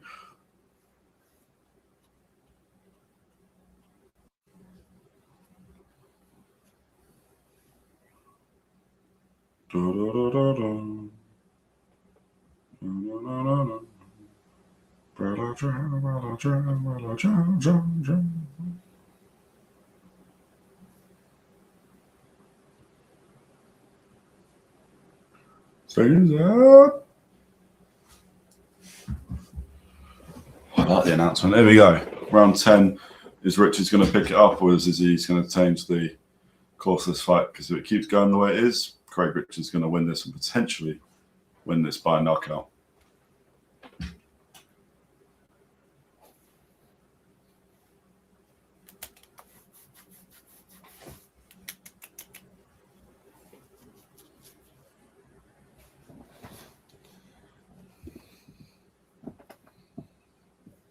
Nice shots by Richards. But I don't hate what Dan Azeez is trying to do. I just think now Richards is that bit sharper. And he has got that confidence. Some nice body shots. The jab's now popping the head of Azeez back. Yeah.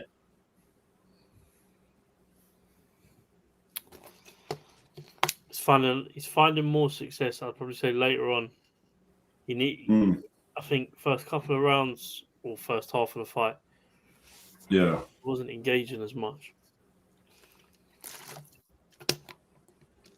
This is so much better from Craig Richards. This is a really nice clinical performance now. Huge uppercut, followed by a left hook. Beautiful combination. Dan Azeez forces himself onto the clinch. Smart boxing from Dan Azeez as he knows he's hurt. 1:30 left in the round. Craig Richards could finish him here. At the very least, could drop him.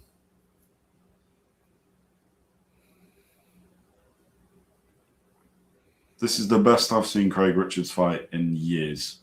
Yeah.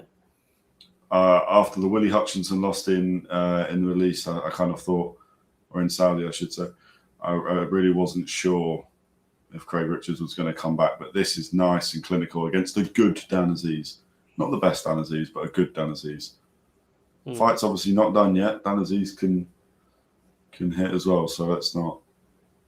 A minute left in round 10. Good shot by Craig Richards.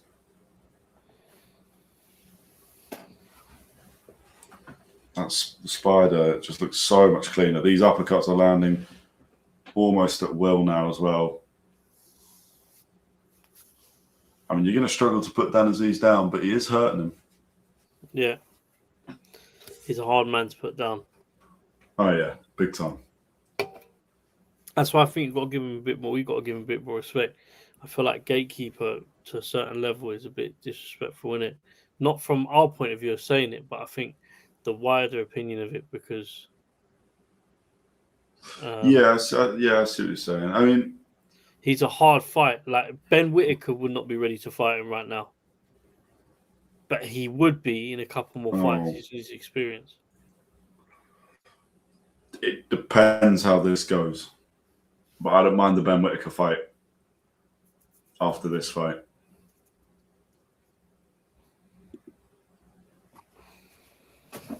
That's a really good round from Craig Richards.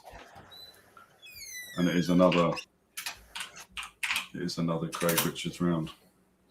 Which takes him 2 up going into 11, going into the championship rounds.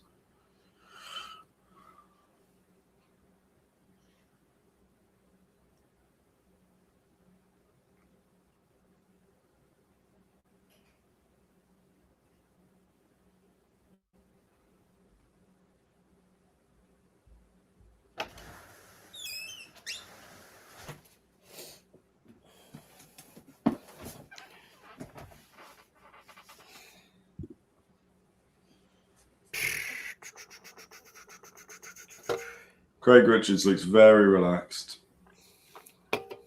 in comparison.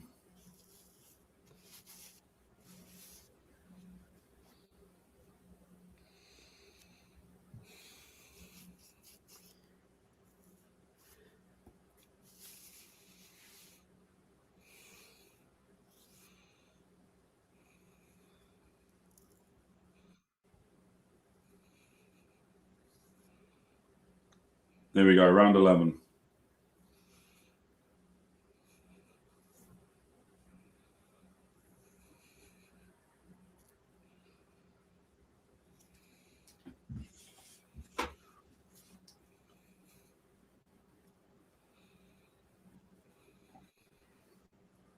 This is what I'm saying. I'm a massive fan of Denzel Bentley, but having him on the commentary is a little biased because I don't think Craig Richards is feeling the pace here. I think Craig Richards is very comfortable at the moment. I think Dan Azeez is a little bit lost as to what to do right now. Oh, it's a nice jab from Dan Azeez, though. Oh, he's hurt.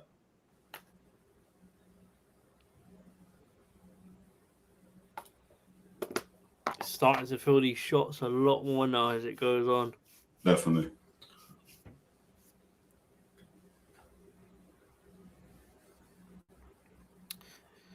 Here's the thing. I'm very impressed with this Craig Richards performance. Very impressed. It was a bit of a slow start to the fight. Definitely. But as they got into it, it's proved to be everything it is. They're both throwing mad punches. Craig Richards, I feel like, is getting more success, but they're both throwing big punches.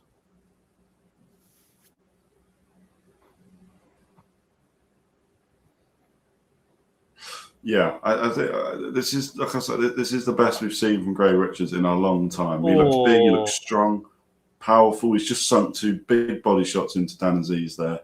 There's a minute left in round 11, and once again, he's winning this round pretty comfortable.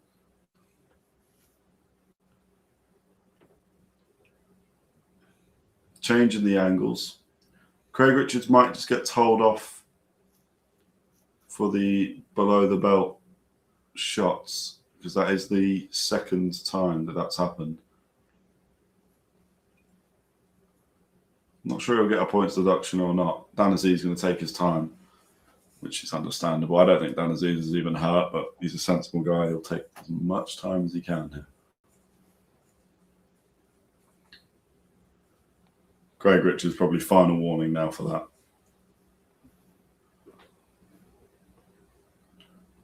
Dan Azeez says he's ready. He's taken about 30 seconds there.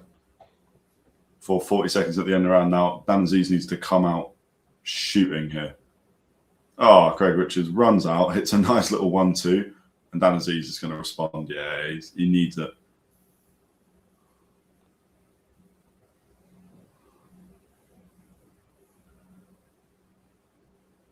Good shots from both of them. Again, Craig Richards just lands cleaner. Just needs to make sure that Richards doesn't drop any of these shots low. Doesn't want to go under the belt again.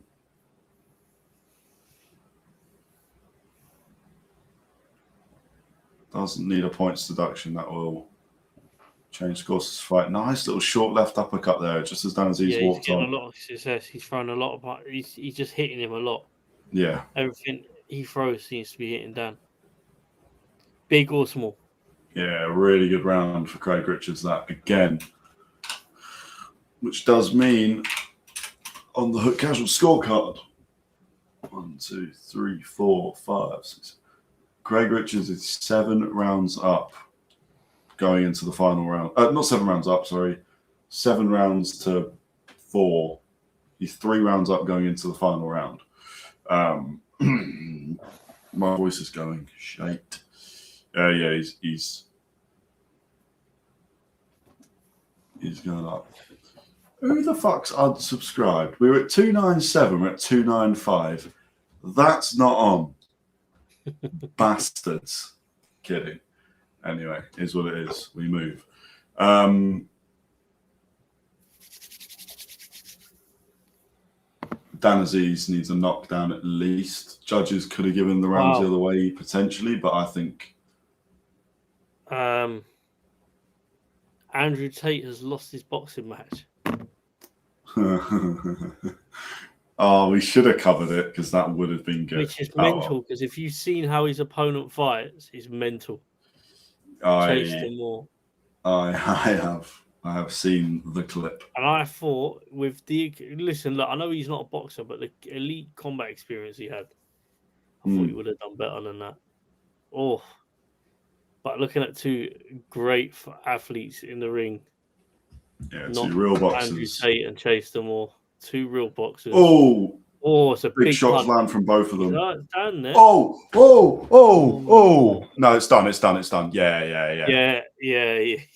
Wow. I didn't think he'd hurt Dan Azeez like that. I don't know if that was the smartest idea coming out like that. But he had to, like we said, on our scorecards, he was down. He has to come out for us. He has to but with caution though, because Craig Richards is getting so much success that you've just got to be smart about it. But it's hard. 12 rounds. He's come out shooting from the hip, and he's been put down. He's probably been told this now or never. Craig Richards is back. Wow. Fair play, Craig Richards. Okay. What a man. Right. I am knackered. And I know Paolo is because he fell asleep earlier. Dan Azeez is getting attention, so this is going to take a while before they do anything because Dan Azeez is still down whilst they wait, just getting oxygen. So what we'll do, we'll end the stream here. Dan Azeez fought well, but Craig Richards, that's the best I've seen him ever fight. Yeah, really good performance from Craig Richards. We will speak on boxing this week, which is going out on Friday, not Thursday this week, because Thursday is obviously Christmas Day. going out on Boxing Day. We're going to go out on Boxing Day. Well, we're not going out on Boxing Day. Boxing this week's going out on Boxing Day. And we will be speaking about Craig Richards and what is next for him, and Dan Azeez and what is next for him after a huge win for Craig Richards. And hopefully Dan Azeez now, hopefully I can just confirm, he is set up and talking, so he is okay. We are going to end the stream there, people, because it is just past midnight, and we were up to about 6 in the morning yesterday for Jake Paul, Anthony Joshua, or Anthony Joshua, Jake Paul. How dare I say Jake Paul's name first? Right, thank you. Have a good night. Thank you for subscribing, liking, whatever you did tonight. We appreciate it. Comments, there was quite a few, so appreciate it. Thank you. What a shot by Craig Richards. Good night.